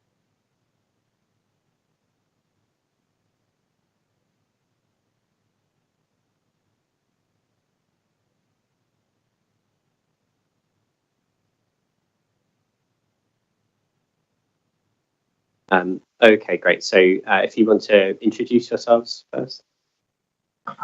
My name is Althea Smith. I'm chair of the Tenants Forum, and I'm also the chair of Acorn Tenants Development Association. My name is Chris Maragini. I am the chair of SGTO. Thank you both for being here. So just like those, you have 5 minutes for your presentation. Chris, do you want to go first? Great. We put together a document here, which I think has been circulated through the panel. I'm glad most people have made references to it. But I'll just quickly read through it and then open for more questions. SGTO welcomes this opportunity to address key issues regarding tenant and resident engagement within the borough of Southwark. Based on insight gained through experience with the SGTO, observations of the current structure and functioning of TRAs and resident associations and the various tenant forums, the resourcing and support provided to new resident associations, TRAs, forums, tenant council, and the draft resident involvement strategy. These are our experiences. The SGTO has long served as a platform for empowering residents and ensuring that their voices are heard in housing matters. However, feedback consistently highlights challenges related to meaningful engagement of residents, particularly in assessing decision-making processes and obtaining adequate support to community-led initiatives. Residents have expressed concern about fragmented communication between the council and TRAs alongside resource constraint, that limit the ability of associations to meet their community's need effectively. The SGTO has endeavored to fill these gaps that with strong partnership approach and enhanced council support, this effort risks being undermined. A more integrated and collaborative relationship between the council and SGTO will be a cornerstone in improving resident representation and advocacy. The current structure of TRAs and tenant forums often limit their ability to engage diverse community groups, including younger residents and marginalized voices. The key challenges include inconsistent resources. TRAs rely heavily on volunteers with limited financial and administrative support. This disproportionately affects smaller TRAs and those serving areas with complex needs. Lack of training. Resident volunteers often lack access to adequate, meaningful training in governance, engagement, and advocacy, leading to inefficiencies in their operations. Barrier to inclusivity. TRAs and tenant forum must be structured to ensure broader and more equitable participation. This includes streamlining processes to engage younger residents, families, and other underrepresented groups. TRAs and tenant forums specifically face significant hurdles due to inadequate funding, mentorship, and pathways for meaningful involvement in council decision making. Young people bring fresh perspectives and energy to community initiatives, but are often excluded from traditional structures that cater to older, established groups. Investing in TRAs, resourcing, including targeted funding, training, and digital tools, will reform young engagement and participation in local governance. Observation to draft involvement strategy.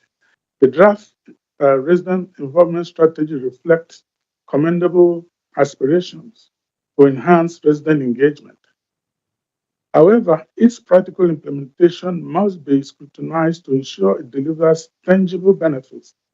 The key areas requiring attention include clear accountability.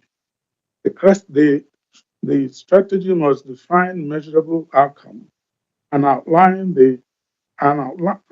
to elevate a success in strengthening resident engagement, sustain investment.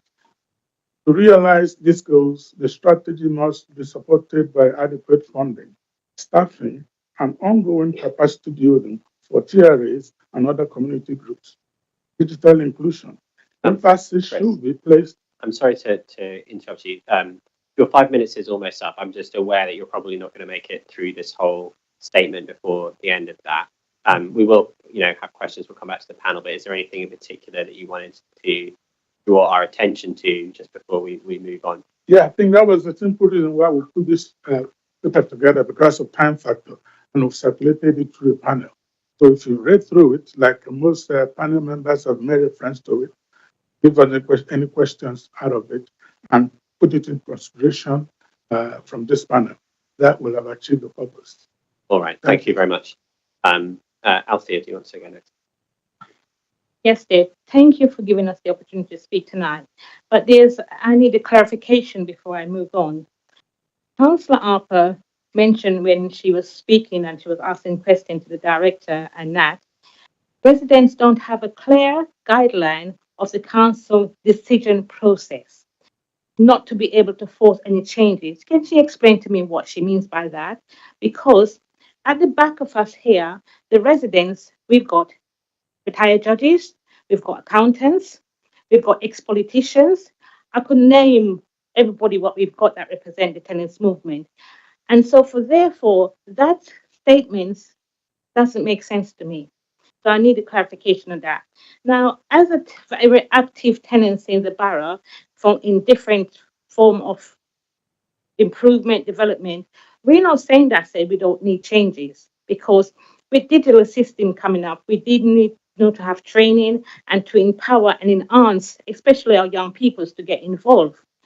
So therefore, what we're saying though is that said we need a clear consultation process.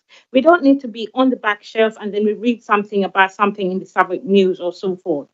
I, as a chair, I feel sometimes I get passed by because I can't have a paper or the paper comes and it's not enough time to circulate to my residents to say, this is what we need to discuss. Have you got time to put in some recommendation or what your thoughts are? Have you got time to discuss with neighbours? We've got tenants who are 86 years old and they're acting voluntarily as members of a TNRA. We still need to support them because they live amongst us. They live on our estate. And they feel put on, as someone said to me, you've put me on the scrap heap. No, we haven't put you on the scrap heap, but we get information really late. We've got WhatsApp group, have you heard consort have said. We've done different stuff to accommodate, to enhance the thing. I have, we in Acorn, we have a warm hub. Right now, every Friday, we have a CAF. A CAF is you come, you sit down, you got your MP comes, your councillor comes, you ask question, and you get information, you share the information with the vulnerable people. The majority of people that attend my CAF, they have got mental issue, they've got police issue. We're there to take the information and signpost them to the right individual. So we need to have the tenant movement. We need to have funding. We need to build on capacity. I want to repeat what some of my colleagues have said, because what they've said, I've endorsed what they've said. We need that consultation, not a textbook to say, let's have a focus group because the regulator says we should consult. Let's have proper consultation, because majority of the time this council as a tick back. I remember in the leading days, we were the leading councillor of the whole country. Now we are back, like we are back on the scrap heap. We need to move forward as Southwark Council. Today, this morning, I've been here from 12:30 today, interviewing for your councillors, your officers. Yes, we need to keep that empowerment going. We need to, you need to show us the respect that is due. We will support officers if we get the right channel, the right things going. We're not just here to come and shout and make noise with it. The more time we spend in this town all talking, is the less time we have to do action in the community. We need to be acting in the community. Christmas is coming up. You know how many people are going to be homeless on the street? The cost of living is affecting them. On Acorn this morning, there was no eating. Why? Eating is broken down. That's eating. It's been there. It's been put up only 2 years ago, and every winter, the coldest day of the year, it breaks down. Come on, we need to look at our pay structure. We need to look at the lady said when she walked out. Think about what you're doing, because you, the council, it'll be in your head. I remember when we was at 29 Peckham Street, councils was afraid to come to the front door because they weren't delivering to the community. They used to come to the back door. Don't let it be like that at Tooley Street, where you can't come to the front door because residents are protesting outside.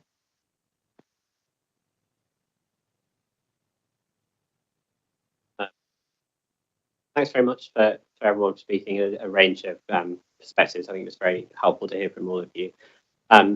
Does anyone on any of the members of the committee wish to respond right away? Councillor Hargrove. Thank you, Chair. And thank you all for your presentations and all the work that you did. Chair, if it's okay, I'd like to ask a question to Mr. Meringue and Mr. Hewitt.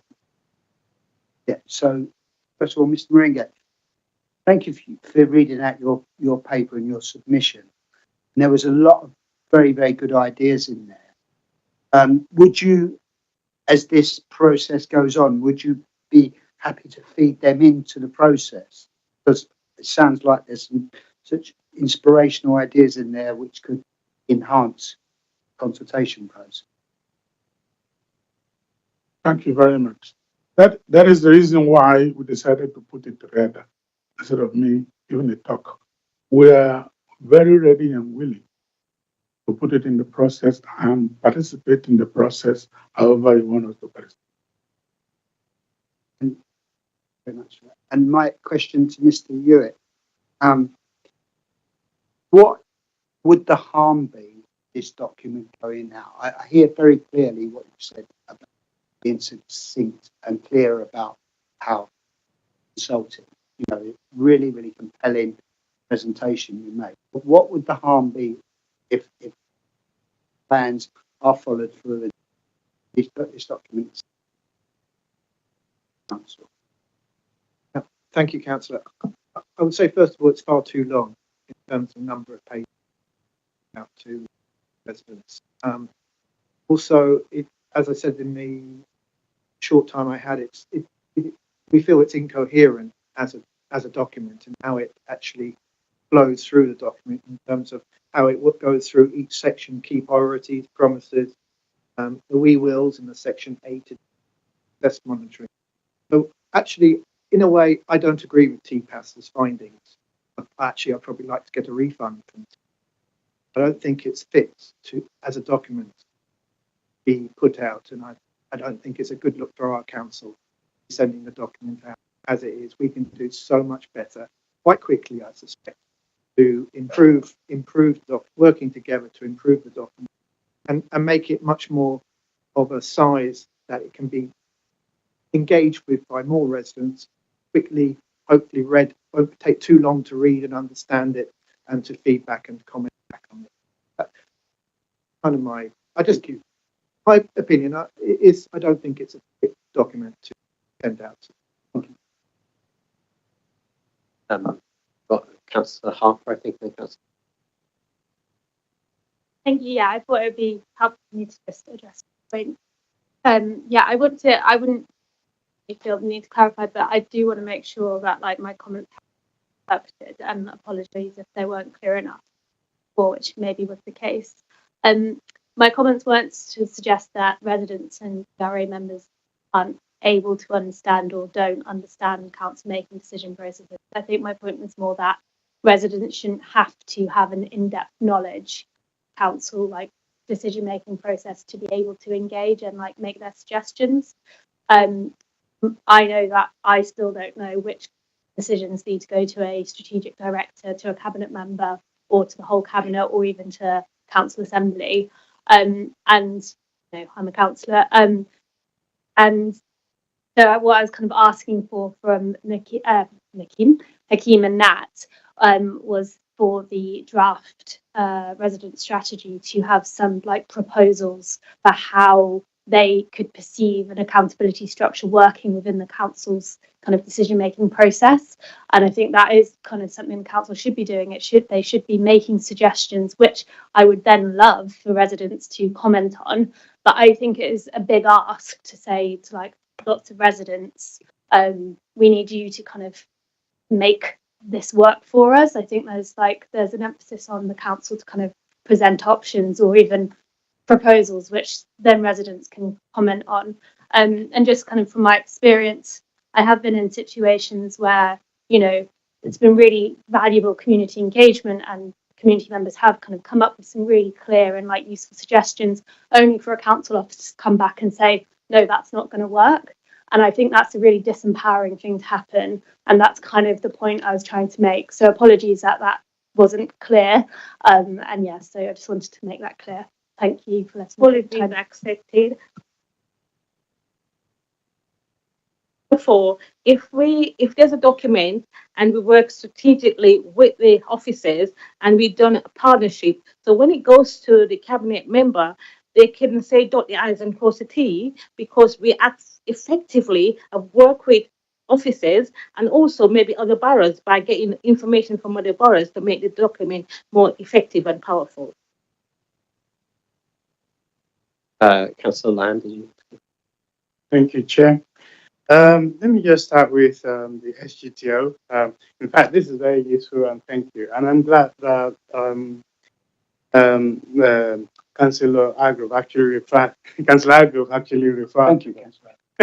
That yes, it's very useful, and I hope the officers will take some of the suggestions or recommendations into account. That's my first one. And then my second point of fact is a question actually. So somebody have, as I said before, I think I've worked with SGTO or TIA for decades before I became a councillor. I'm pretty, familiar with some of the process. But what I want to ask you, I know a few years ago, you used to have outreach support officer of some kind that goes out and work with TRAs and residents and so on. Do you still have somebody like that? Have you done? Why? Because I heard something about resource implication of the strategy earlier. I don't want to tie them together. So why don't you have that? We have two that are working to cover the breadth, north and south of the borough. With the 128 active TRAs, that is impossible to effectively cover those areas. I've applied to the council to give us funds to employ 2 more outreach workers, and they have turned it down. So we have been so constrained to do what we know we can do. And when residents are complaining they're not seeing SGTO enough, this is the practical reason. It's like we have been left to fail instead of supporting us to succeed. Okay. So what I can infer from what you're saying is that, one, SGTO is happy to work with the council and officers. However, the issue of resource needs to be looked at. Is that what you're saying? Absolutely. Okay, thank you. Now, yes, I heard you earlier on saying that saying some positive things about what you've experienced. Your TRA is relatively new, isn't it? Okay. So, did you get a development officer working with you because you're supposed to have a copy of constitution or something, something to guide you. Did you get anything like that from the council officers or SGTO from when you started? Given like a sort of template constitution, I think that was about it. And we had the training from Harold. When you say from the council? Yeah, Okay. it's from the council. Okay. Yeah. And did that help? Yeah. It's a good resource, that. Yeah. Okay. And it says something that you expect, kind of practice you expect to go on in the review they're trying to do. Is that a good practice? Yeah, definitely. Yeah, I think we could always do with more, though. No, I'm coming back to you. Okay. Is that? Yeah, I think we could probably done with a bit more support to navigate everything. Okay. So, yeah, absolutely. So the training, we had to find out a lot of things by ourselves. Okay. And the main issue goes back to the resource when you try to reach out to the council for a response on the funding or response on like the different issues. We do not get those. So if we use the normal channels, like, okay, this is your person for this, we're not gonna get a response. We always have to go through. We have to go to the councillor, our councillor Dobson, who then starts reaching out to different people in the council to be able to get a response. So you always escalate. So we always have to escalate. So what I'm getting from you is that the process should be more seamless, kind of easier to navigate and so on. Is that simple? Yeah, Well, it should be. that people would reply to emails. That would help a lot. Okay. All right. Thank you. Sorry, Chair. Just want to get clearer now. And Jerry, and I know you're opposed to the process continue because you believe it meet your expectation. If I got you correctly, that there are certain processes you expect they have gone through which they didn't. Now, from what you've had so far, do you think by looking for ways to add value to what already been the process already been set and your involvement, other people's involvement, we can then move on and have something that more effective rather than start from ground zero? Yes, Councillor, of course. I mean, I'd just like to say that we had the £900,000 resident participation fund has been substantially underspent in recent years every year.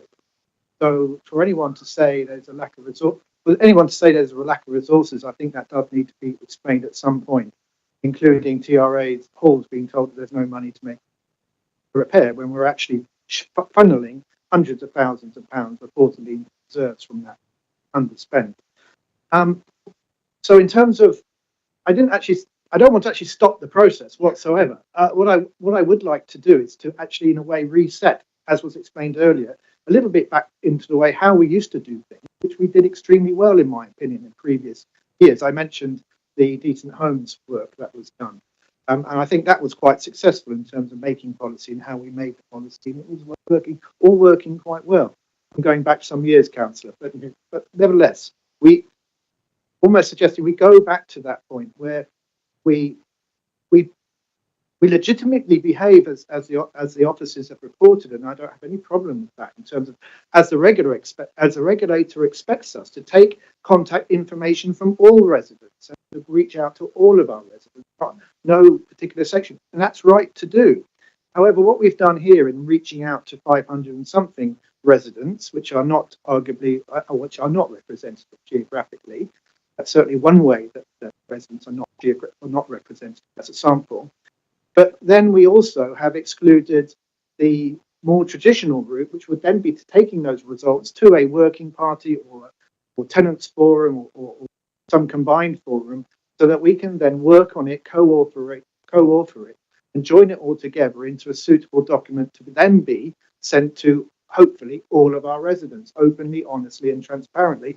But also, as I said earlier, making sure we also pay attention to the up-to-date requirements of the regulator, because much is in here that will empower us. We've heard about empowerment and models for empowerment. Well, this has a lot of wording and a lot of help in here that will actually help us to do that.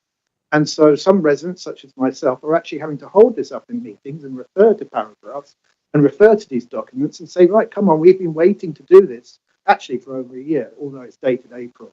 And now we really need to get on and start doing it. And this is one of those times when we are holding this up again and say, we don't need to necessarily author all of this or find all of it. There's much in here already from the regulators, and some of the report coming down our way, I don't think is and so we can actually get ahead now and integrate and pay attention to some of these requirements into the document, then send it out for such what will be, and I suspect, a very expensive consultation in terms of sending it to 55,000 properties and then taking in all of those responses and then examining them, collating them, pay attention to them, and crucially, taking each and every one of those responses into account in what we then produce and showing that and demonstrating that we have done that.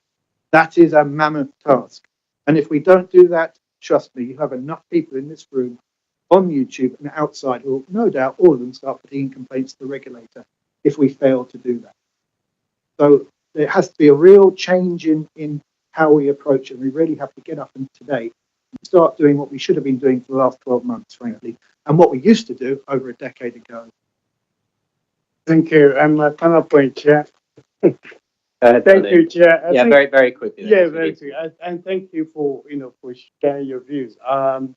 Perhaps the last question I was going to ask, since you agree we are not going to stop the process, and you have fantastic that, should we then find a way to work with the officers so that we can have a fantastic process in place? Councillor, I think most of us around this table, around your table, and behind us have always found to work positively with councillors, positively with officers, and have a good, strong track record of working and positively and cooperating and collaboratively in producing good work over many years. I don't think that's an issue for me. Sure, very quickly though. I think what we're saying as residents is that you get consultants in to write documents for us. We could be sometimes the consultants because we know Southwark like the back of our hand. So when you get consultants in and they're producing documents about our lives, that's what we're on about. We many times know the history.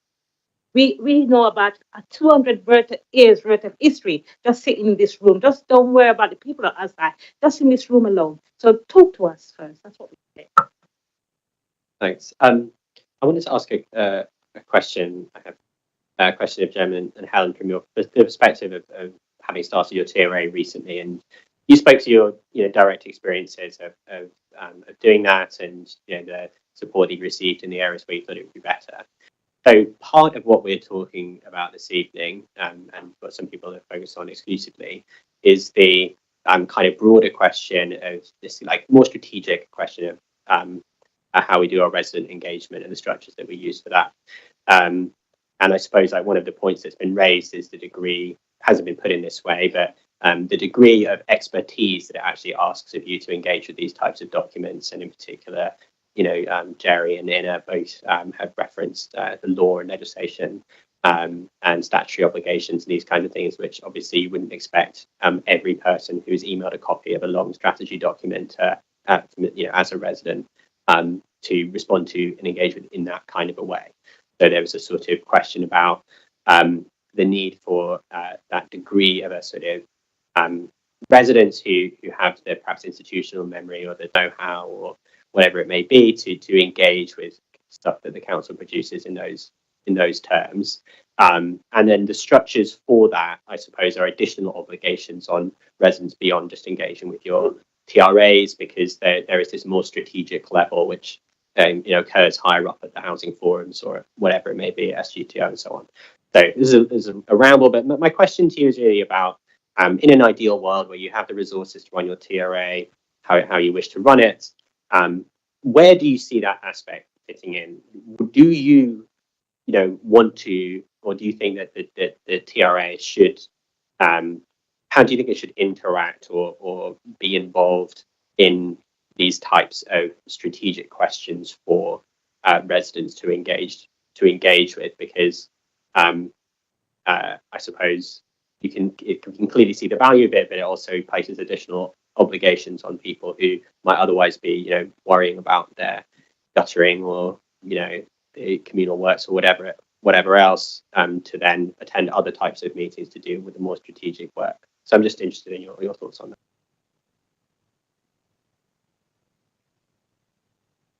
that. So we're new to all of this, and we as you were mentioning, we don't know the technicalities of a lot of things. We don't have the experience of so many, this institutional experience of what happens in the past. But the way I would frame the how we as a TRA could get involved is, how is this going to help the people that are living in our state, or how is going to help us? How is going to help tenants or residents, whatever consultation, whatever process, whatever. Say, what difference is it making? Is it going to help with the repairs?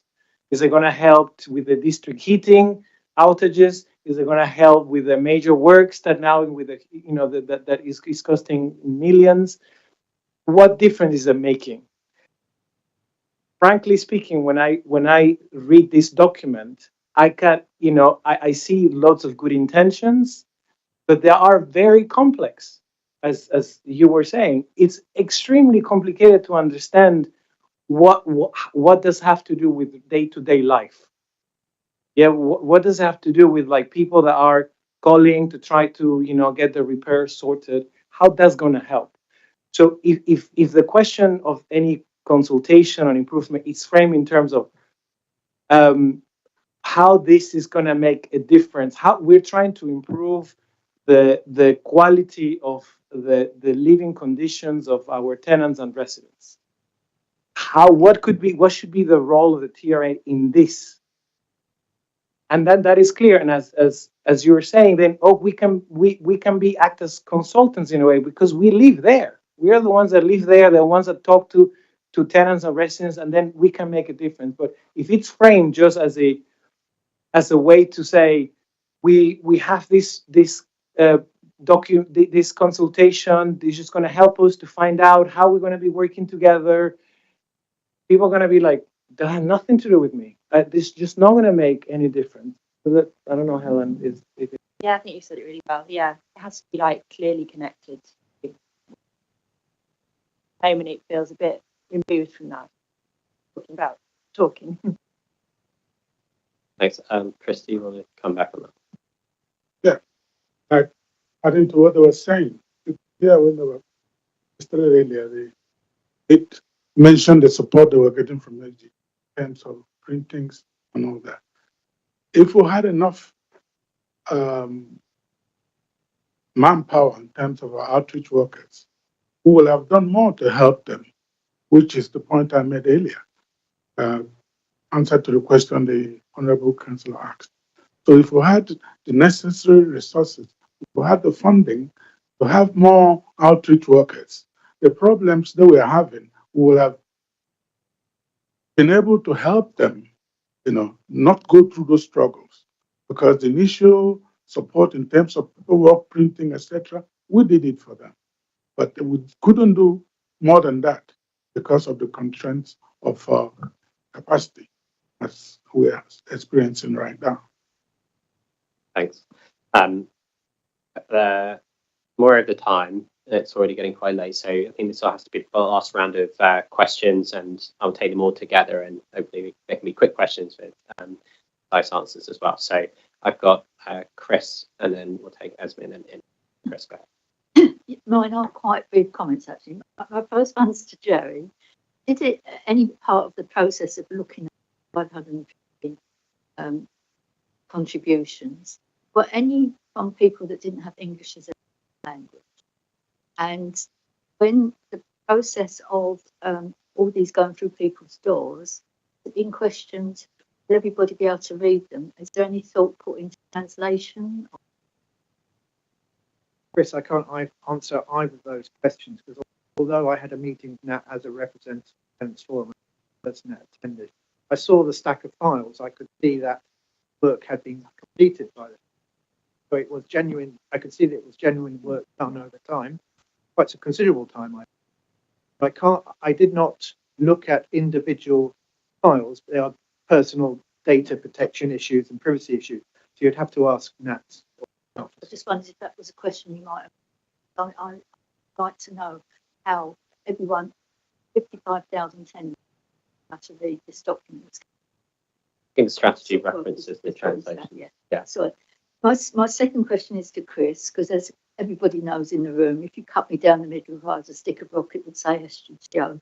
Chris, when we put this document together, how was it put together? Was it done with a number of people with experience who met in the same room and actually put this document together? Everyone here is saying it's a really good document, really good point. Collaborative. Number of people contributed to it. We will have even done better, except for the time frame, because it was last week when I consulted Councillor Sam that he gave us the go ahead, and then we started working on it. So we'll have done even a better job, but not for the time constraint. But a good number of people contributed to it. If you look at this, the first paper we took to the leader of the council that you read out, most of the information are here. So it's just a good demonstration of when you actually talk to people that have got some experience and some knowledge of what is going on, talk to them. My last question is a real concern about these people, THIOs, that I've worked with for a number of years. I have a lot of respect for them, and I know they do a lot of hard work. But I'm really concerned that, because I've known Consultants Association for a number of years when it was really established and was really active, etc. Now, I thought one of the roles of the THIOs is that in order for you to be recognised by the council, you have to have a constitution. The council recognises and for them to speak to you. That it was always the role of the THIOs to hold your hand, if you like, at the beginning, take you through the processes to know where to go, etc. Not the role of the SGTO. The role of the SGTO is to give further support to provide resources. And I'm quite shocked that you've set up and you've been left really just on your own to find your way around the council. It should be a THIO should actually be showing your way around the council because they work for the council. So that's an extreme concern for me. And just finally, would we agree that when you say you don't know who else to go to, in the old days, because I'm very old, the old days, we used to have area forums, and the area forums, we would have representatives of tenant associations, where you could all get together, we could all talk about issues. At the moment, the present system, the whatever we're called now, tenant forums that are in existence now, every single person there is there as an individual. And even though it's only 8 of us at the last meeting, we're all there as individuals. We don't represent anybody. And it says that in the terms of reference. So, you know, it shows how far we're failing here. You know, please don't give up. There's a big family around you. Thank you. And we have to say that SGTO has been absolutely superb in the support, and we have felt that, you know, it really, you know, they were there for us. So, something that I find very interesting, you know, we talk about sort of the older times. My feeling is like the more technologies, the more communication channels that we have available to actually talk to each other, the less actually people are kind of like being able to work together. Those structures that, you know, used to have in the past, where, for example, you have an area group of tenants association and those tenant associations, and then communicate to each other, and then each TNRA then talks to that's kind of like an efficient way to communicate and be able to understand what people need. I think maybe it's just going back to those roots of how it was before. Thanks, Esme. Thank you. I have a very quick practical question. So in the document we've been provided, it suggests that the consultation on this strategy will run in January, February. That's over the course of 2 months. Do you feel like that's long enough to reach all people reach and come back with? I think it's December to February. So. I don't think it's long enough. And why do we always start a process in December? December, everybody is moving to be with their family, it's Christmas. And I think the council should look at that, because that's the second document we're going to say we have a consultation. We've got the Old Kent Road corridor, and they're going to start consultation in December. We should change it and make it, the consultation should start after the holiday period, because most of the people, what you want to consult, won't be in Southwark. That very briefly, I mean, again, Councillor, we mustn't forget the intention is to reach out to 55-ish thousand homes containing X number of people. Presumably it's not just the home being consulted, but it's everybody living in that property. And so therefore that time frame, I feel, is probably in past experience unrealistic to complete this whole process given the intentions of, let alone actually improving the document before we disseminate it will be. But no, I don't think it's realistic. All right, Ina. First question to SGTO, then Tenants Council, then TRA, and Jerry last. You know, we need to be realistic about it. It's going to be pretty quickly because it's only by the experience. We are supposed to have this as evidence. So as evidence, Chris, in 2021, we discussed that you are underfunded because the TRA could not submit their accounts. The 900,000 funding was severely underspent. We had an agreement in 2021 that you are going to receive extra funding to help the TRAs. Have you received the funds? I'm going to ask the next question. Tenants Council, it is in that document that a significant amount of money is going to be given to non-incorporating organizations which are hardly to be scrutinized and they don't even file the accounts.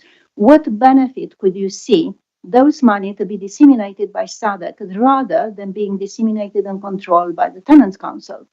Third question is the area forums they used to have between 3 and 5 people. You managed to get on your area forum the 104. Could you please explain what you did difference that you managed to get from 535 to 100? And Jerry, I want you to explain what is the risk for, again, after 8 years, to drift from statutory requirements and obligation of the landlord obligations into an involvement of having barbecues, because this is what it is. So what is the risk? Thank you in the order.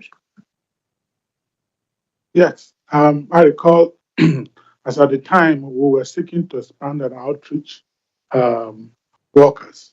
That was when we consulted the council to increase our funding to enable us to do that. But we never received it because we were told we were already getting enough or more than they can, allocate to us. So the answer to your questions is no. We've never received any more funding. Even if it was underspent, even that we know that it was underspent fund at that time. Right. The answer to the question is that we, the residents, are not satisfied with all these other groups that are applying for funding. But with some of the groups that are looked at, we're looking about, say, antisocial behavior and knife crime.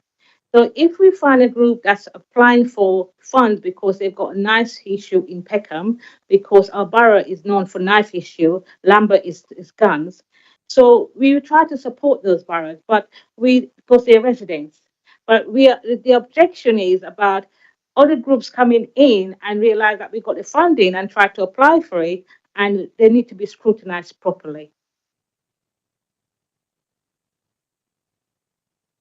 Okay, your question to me was asking how the area forum got 104 people to attend last week. The answer is twofold. The first thing is, rather than just taking the standard agenda sheet that the council emails out to 16,000 people or whatever, which is really just a kind of it's a single email, and it says item 1, item 2, item 3, item 4, and it just says one word things, which just does not tempt people to give up a Tuesday evening and to go out to a meeting for 2 hours. What we actually did was, the topic was district heating costs. So we actually wrote, first of all, district heating is an emotive issue, so that will get some people out. But secondly, we actually wrote a complete paragraph. We told them who the invited guests were, which were MPs, which were councillors. We told them why the meeting mattered.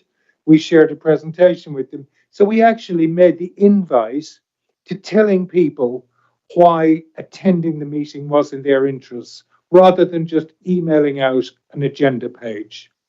So it's twofold. One, we told them why the meeting mattered to them, and secondly, we picked a topic that's very emotive to a lot of people. Yeah, just to agree and expand on that, we did a similar thing in morning attendance. We sat very quickly up to 20-25 people by doing a similar technique in terms of making sure that the meeting had topics that would bring people out, and also trying to make sure that officers, councillors and others actually attend meetings, because that's the other issue we haven't spoken about, which is seemed very, and partly answering your question, Ina, in terms of governance, that we seem to have lost so much involvement by officers and councillors within this whole forum structure since the changes in 2009. We seem to have weakened relationships, lost relationships. We need to kind of repair a lot of that, working better for everybody. And to answer your question directly about governance, we also seem to have lost required outcome number 1.1, fairness, respect, and I would add to that some dignity as well. And staff and councillors have really need to start paying attention to the consumer standards in terms of so much of we've talked about today is about respect. Much of what we have discussed is respect covers a lot of it. In terms of governance, yes, we have continued since 2020-ish paying for a formal consultation structure that appears to have done very little consultation whatsoever that I can find on the website over several years, costing us a considerable amount of money. It's been extremely wasteful. Much of it is now is defunct, apart from I hear that great successes. We either need to scrap that whole, in my opinion, we need to either scrap that whole structure and rethink and start again, or actually start to putting the effort into making it work. And that's what we've been trying to do for the last year-ish, to try and make things better, get involved again and trying to improve things and get governance back into some of these bodies that we have lost, partly because we have lost staff in the past who were pretty good at supporting these bodies and these groups and supporting residents. And some stuff that in retrospect, with hindsight, it has quite damaged us later on. A bit regretful. We can't force people to stay, of course, but we kind of really need to bring back that governance and back into these structures and get them working again, or think again, and including modernisation, as we heard. How we do things. I hope that answers your question, Nina. Yes, and we should have self-reported ourselves for many things like Tower Hamlets. I understand today. I was told, having been here since midday, like Althea, I'm verging to my 10th hour in Tudor Street. That Tower Hamlets has reported itself for just about everything, and we certainly should have self-reported probably a year ago. Thanks to all of you for coming and giving evidence to the committee. I appreciate you giving up so much of your time and all those many hours in Tudor Street to add these as well. So thanks to all of you. And you can all return to these. So I think before we bring back this TMO piece, I think it's probably worth us having a conversation now about recommendations to come out from these two items together, or rather one item with two sets of people speaking to it. I get my own view on this, and then we can see what recommendations we want to give. And of course, there are recommendations in the SGTO submission, which people have in front of them, as well. There was a couple as well from the representatives from the consort that were quite specific about resourcing for TRAs and how that could be improved. They're quite valuable. I think that there is a sort of contrast that we can see in the contributions this evening between maybe contrast is the wrong word, but there are sort of forms of resident input where I think there is clearly value of having specific kinds of structures to input from residents with a form of either institutional memory or expertise to engage with these things in a particular kind of a way.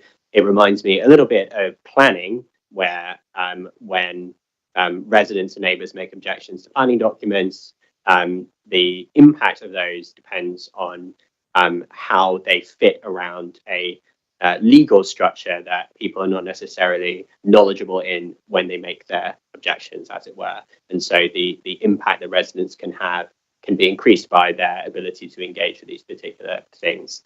And there is a function of scrutiny and of governance and of a way that the residents can be empowered as well, of course, to go back to something that is in the paper about empowering residents to have resident structures that cultivate forms of challenge and expertise that enable residents to be engaging in those terms, as well as in terms of what their priorities are and how they feel things are going wrong in a very kind of direct way that is their face-to-face experience. And those two things need to be linked, of course. And we heard from the evidence given that what it ultimately, and I completely understand and appreciate the points that were made,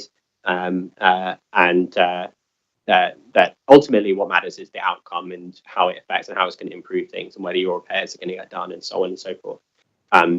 But the broader questions are not abstract. I think they absolutely pertain to those things. And I think there is a danger in really pursuing pursuing a strategy which is so focused on consultation across so many different axes that you lose that ability to have those relationships or to have to channel a form of resident engagement with the council that has that quality of being able to engage on statutory questions and so on.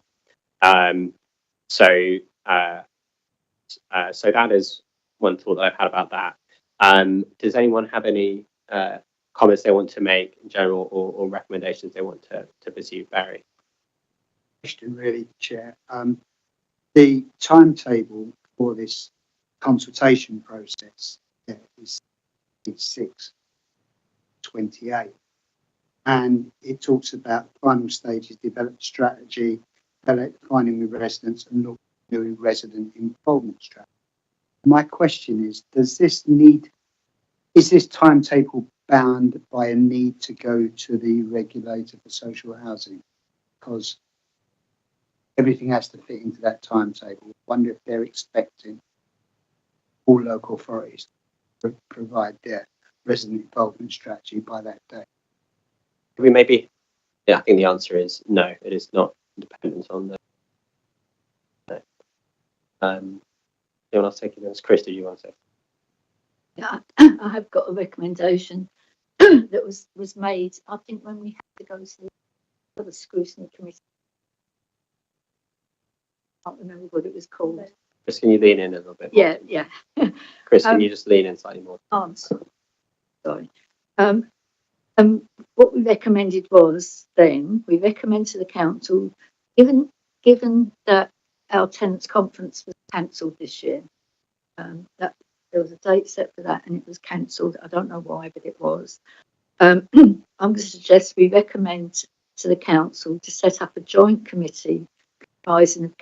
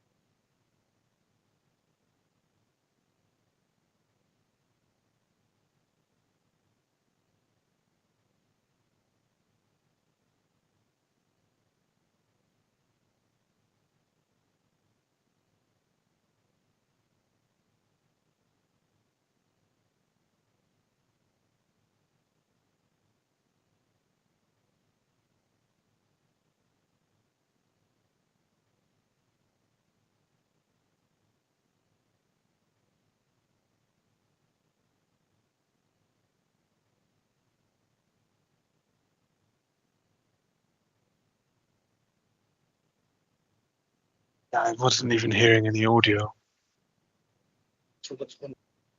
The microphones have turned back on. That's where the cameras move.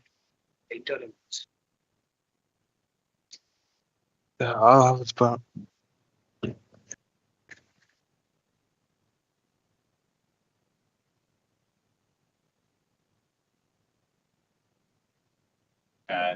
Has been the past half. Thank you. I actually had a similar sort of recommendation, thinking around the consultation. Actually, I should have noticed this earlier when I had the opportunity to ask questions, but in the appendix, it seems to suggest it's a longer consultation period. So it feels like 2 months doesn't, I don't like dragging things on, but also it feels like it needs to be a meaningful consultation on the document, particularly given the strength of feeling that we've heard tonight around the good value that TRAs are going to be able to bring to shaping this. So I would probably err more on the side of, I think there's some really good work that's been done in terms of consulting with those 533 residents.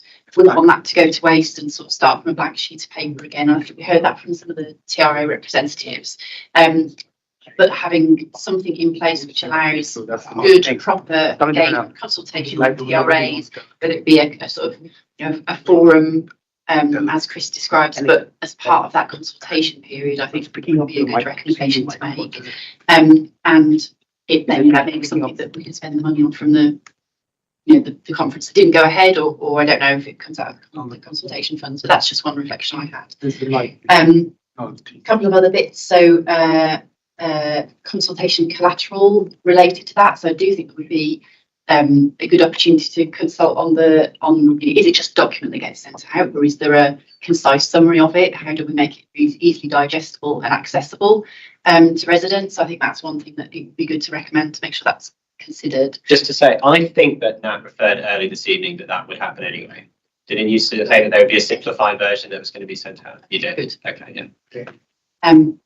I've got a couple of other bits if that's okay. So, absolutely, yeah. So I think it's something around, can we just do that check back? I haven't asked questions, it may have been done. I'd love to get confidence that this document has been checked back versus the legislation standards documents that we've seen tonight, to get some reassurance around that. And again, if timings work, I'd love to see post-consultation strategy documents coming back to scrutiny, not necessarily for a big deep dive, but for a sort of closing off of the topic. Those I had. Thanks very much. Councillor. Thank you. Yes, I kind of mentioned some of my recommendations earlier, but I think it would be really helpful in the draft strategy to have a bit which defines what accountability is, and because it's referred to quite a number of times in the document, and I just think it's taking on slightly different meanings based on what you said was the kind of definition of accountability. I think sometimes in the report that's not what it's being used to define.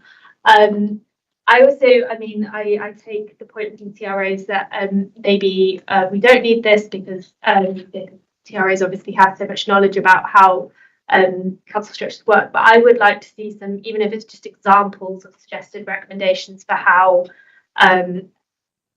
resident views will be incorporated into council decisions, and what structures those will look like. I would like to see at least kind of an indication of possibilities in the draft strategy, so we kind of have a bit more of an idea of what that would look like.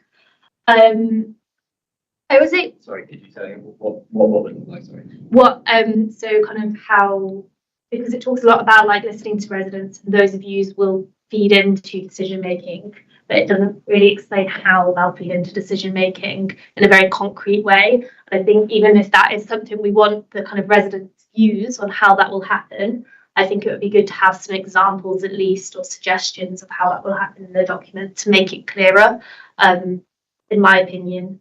This is more of a note than a suggestion, but something I found interesting in page 42, so informal engagement methods. It was quite interesting looking at the numbers of how people wanted to be engaged with.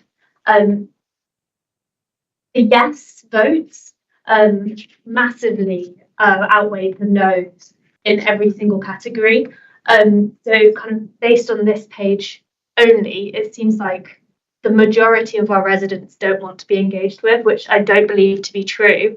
So I think that's just something interesting to consider going forward. And then finally, just on kind of Esme's point, and also Chris's point about involving the TRAs, I think, yeah, it sounds like from this meeting it would be quite important in the consultation process, which I do acknowledge hasn't happened yet, and we're not saying that has happened, but whether or not there is and maybe this is planned for anyway, but a kind of clarified way of how we're going to get the views of TRAs. For me personally, I do think it is important to also really put weight on the views of residents who are in TRAs, and I think that is important. So I kind of, I want to make sure there's a balance, but it does sound like TRAs, obviously they've worked very hard with the council, and we do kind of rely on their views, and I think kind of showing that we are taking their views on board is important. Thank you. Sorry, that was long. No, thanks very much for that. Just to quickly address your point about the yeses and the nos, I think, not to get too into the weeds on this, but from my interpretation of this slide, the people responding to this survey would have ticked the ones that they wanted to engage with, and then the ones they haven't wanted to engage with have been all recorded as no's. So if you ticked 3 of those, you would sort of return then 12 no's or something. Do you know what I mean? So you would have to, so that might explain why there's a much greater proportion of no's than yeses, because you probably, very few people would want to engage with every single structure at once. So maybe that's a bit of a slightly misleading, or unintentionally perhaps misleading way for that to have been recorded on here. But it looks like people like TRAs more than anything else. Sorry, Councillor, do you want to? I remembered a couple more. So Sure. it was just around, I can't remember who brought it up. There was a really good point around the measures. I think it might have been Emily about the measures. So it would be really good to see something more concrete. And I know we heard about all those measures that exist, but it's whether those need to be just surfaced in the document, because I do feel like that's a clear statement of intent and some performance measures that residents can see there in black and white that they'll be able to track against. And then another interesting one, actually, just in terms of the wording of those outcomes that we've got in the document, something about clear examples where engagement has made a difference in terms of tangible service improvement. Why wouldn't we say we're going to see service improvements? That's what the outcome is, right? It's not that there's evidence that engagement has led to service improvements. It's that there are service improvements happening. If we're doing this right, our services should be getting better. So in other words, it should commit to that. Yeah. Yeah, I'd absolutely agree about having some more concrete. I can say I agree with Councillor Hicks on that. I think building on one of Councillor Hicks' other suggestions as well, obviously we've got some kind of potential recommendations for this strategy, but I think as we've become aware over the course of this, we're going to be producing another one in 4 years' time. So I think actually making sure that the recommendations we're making now and the sort of process that we're saying really should be being followed is also then being followed in 4 years' time. So making sure that we don't end up in this situation again, I think is really important. I also see as well that there is a sort of annual review mechanism as well, and I think it's been touched upon already, but I think a recommendation could be for a formal process of feeding back that annual review to residents, and then also potentially to this committee as well, whether that's part of the relevant cabinet members kind of feedback to us as the committee. I think it'd be really good to just a bit like we do with the fire commander or the borough commander for the police as well, just get an overview of those of that annual review in each year we have this committee. Thanks very much. Say what else? Go ahead. And the recommendation, the document is written with a flavor that we want to consult what the tenants want. It's giving a feeling of discretionary engagement and is not optional. It's statutory requirement. Southwark is a landlord. It has statutory obligations. So it's not what the tenants want, is the list of the obligations, and out from the list of an obligation, the leaseholders and tenants should scrutinize those particular obligations. So the document should start with Southwark statutory obligations, and already Jerry presented 2 documents. There is a third one with those obligations. So based on this basis, tenants and leaseholders should be informed what the landlord obligations they are, which should be the first step. Then on top of that, the leaseholders and the tenants should scrutinize, and they could express their views of the change based on those obligations. So it's not discretional, it's not optional, and it has to be stated that Southwark is obliged by several regulators to be compliant with statutory requirements. Thank you.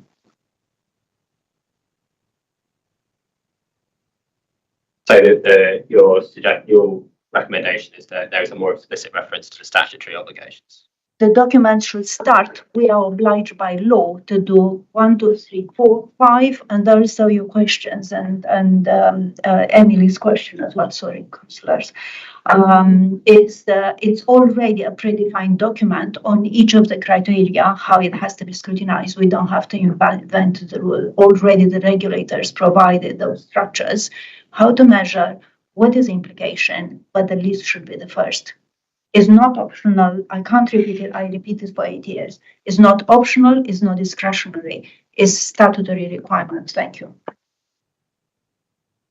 Okay, so let's try to draw these things together, and please do remind me if I have missed out on anything. Something that I want to pick up in response to what Chris was suggesting and Esme, I think that rather than we necessarily recommend establishing a committee, which kind of suggests, well, I guess I'm going to suggest something quite sort of similar to that, but I think that maybe the way to frame it is something that Fraser Jerry used, which is working party. And it might be that as part of the consultation process, we recommend that there is a working party established to feed into the consultation that goes on around this. I know that won't be in the formative stage, but I think that formative stage has essentially passed now. I would propose we recommend the establishment of a working party at which representatives from Southwark's tenant structures are able to feed in a more detail-oriented way around the outcome of this and what comes into the strategy. There were various suggestions here about amendments to the strategy itself. I'm hoping that these have been picked up by the Scrutiny team, that the things like a definition of accountability, clear mechanisms for how the residents' views will feed into decision making, clear measurements of success and outcomes, a clear commitment to service improvements from the changes to our resident engagement, and outlining in a clear way of our statutory obligations. And these things, they should all be part of our communication to residents or part of the strategy. Would this be part of the strategy document itself, or would this be part of the way that we are consulting residents or part of the strategy itself? That's what we're thinking. I think the latter. The latter, yeah. All to be part of the strategy. I think the point about the question about not sending residents the strategy now, I personally agree with that criticism. I don't think a long, complex document is that helpful to send to everybody. I do think that this is somewhat ameliorated or addressed by committing to send people a simplified version, which they can look at instead. And perhaps that can be clear that is the more prominent thing. And then if people want to get into the detail of the full strategy, they are free to do so. But having something that's more digestible is important. Did that cover everything? Did I miss anything out from what people heard? I mean, sorry, Chair. I think perhaps it's a question of semantic for me. Instead of working party, you have a working group. Same. Yeah, so Either a working group, a working party. Yeah. Start and finish group. Finish group. Yeah. Something like that. Some better. And in terms of the outcomes of the strategy, I do think that it should come back to scrutiny. We should look at it again at the end of or towards the end of this process before it goes to cabinet. And I think that's something that I'm coming out from this meeting, and I feel that we're all sort of in agreement that something that we would like to see from this is a way to be more clear about those kind of, I don't necessarily want to use the word expert, but I think just contributions that deal with the more technical questions, I suppose, which I don't think that the current strategy really refers to. The strategy doesn't really talk very much about the problems with the existing structures or their shortcomings or opportunities for improving them. And instead it makes references to continuing to resource them alongside dozens of, or perhaps, but many additional other ways to consult residents, which I think is to slightly slide over the whole question of the structures in the first place. So I would hope that something, whatever comes out of this consultation process is a bit more of a concrete thing, and hopefully that a working party can help address that, and this committee can as well when it comes towards the end. So I think that's covered it. I don't see any other hands talk about this. Thanks for everyone to, Esme, yes. Sorry, just a quick one, process question. Given this was the topic of this meeting and the prior meeting, and I think we've done a really good deep dive on this, I feel like it's been very useful. Process-wise, it feels like, particularly with the timing of the consultation, etc., that an interim report is going to be really valuable from the Commission. So rather than waiting till the end of the municipal year to publish it, it's a useful thing for us to summarise sooner than that to feed in. I think that's a good, well, yeah, I mean, we absolutely, if these recommendations pertain to the consultation period that's about to begin, so we definitely need to make them before July next year.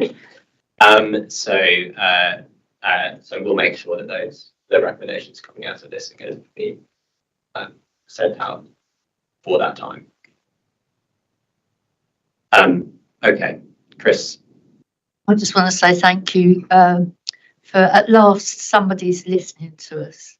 We've been ignored for so long, and I just want to thank this commission for actually taking it on board and hopefully moving us forward.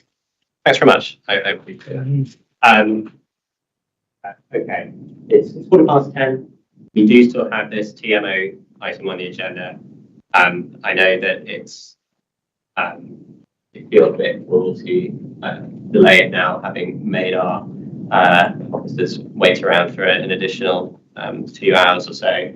But I don't know if we can really give this item the attention that it needs at this late hour.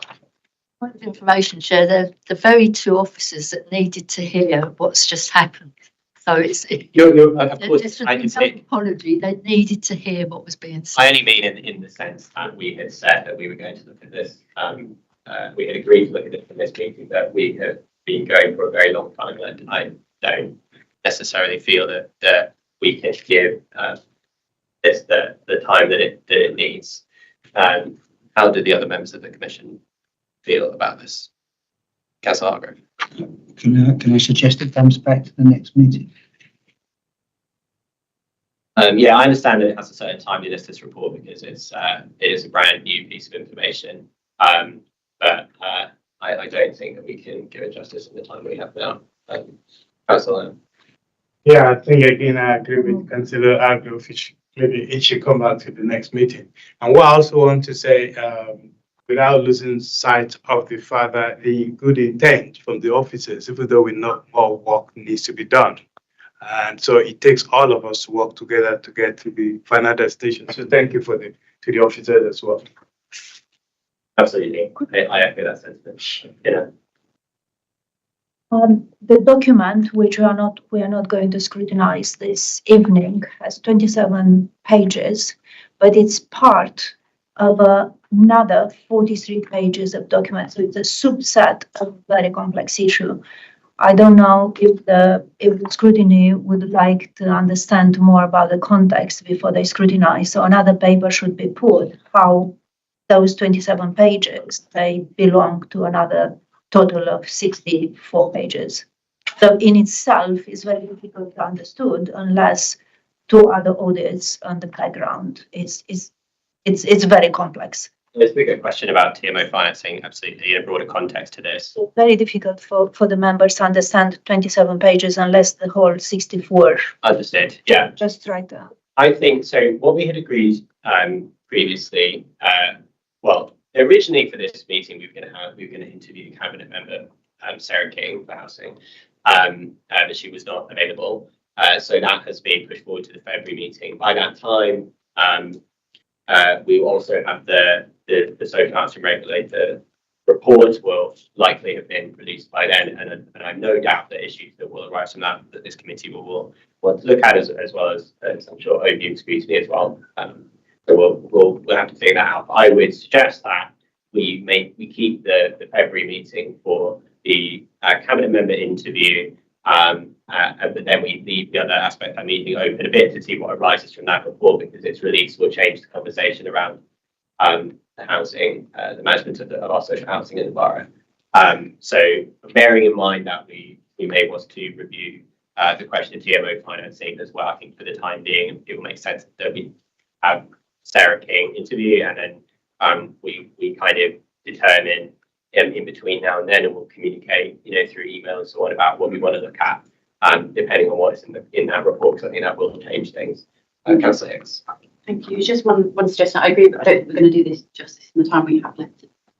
The time left this evening. But could I? One thing I didn't see from just a glance through the document was anything about the controls that might have broken down around this. This is the pages. So that it'd be good to have that talking about next week. Absolutely. So if we bring this back, and I think there is definitely the desire to look at it, we'll make sure that that's one of the questions addressed by the paper. Right. That brings us to the end of the meeting, I believe. So thanks for everyone who's here. Thanks for everybody who stayed to a late hour, and that's our last meeting before Christmas. So I suppose a very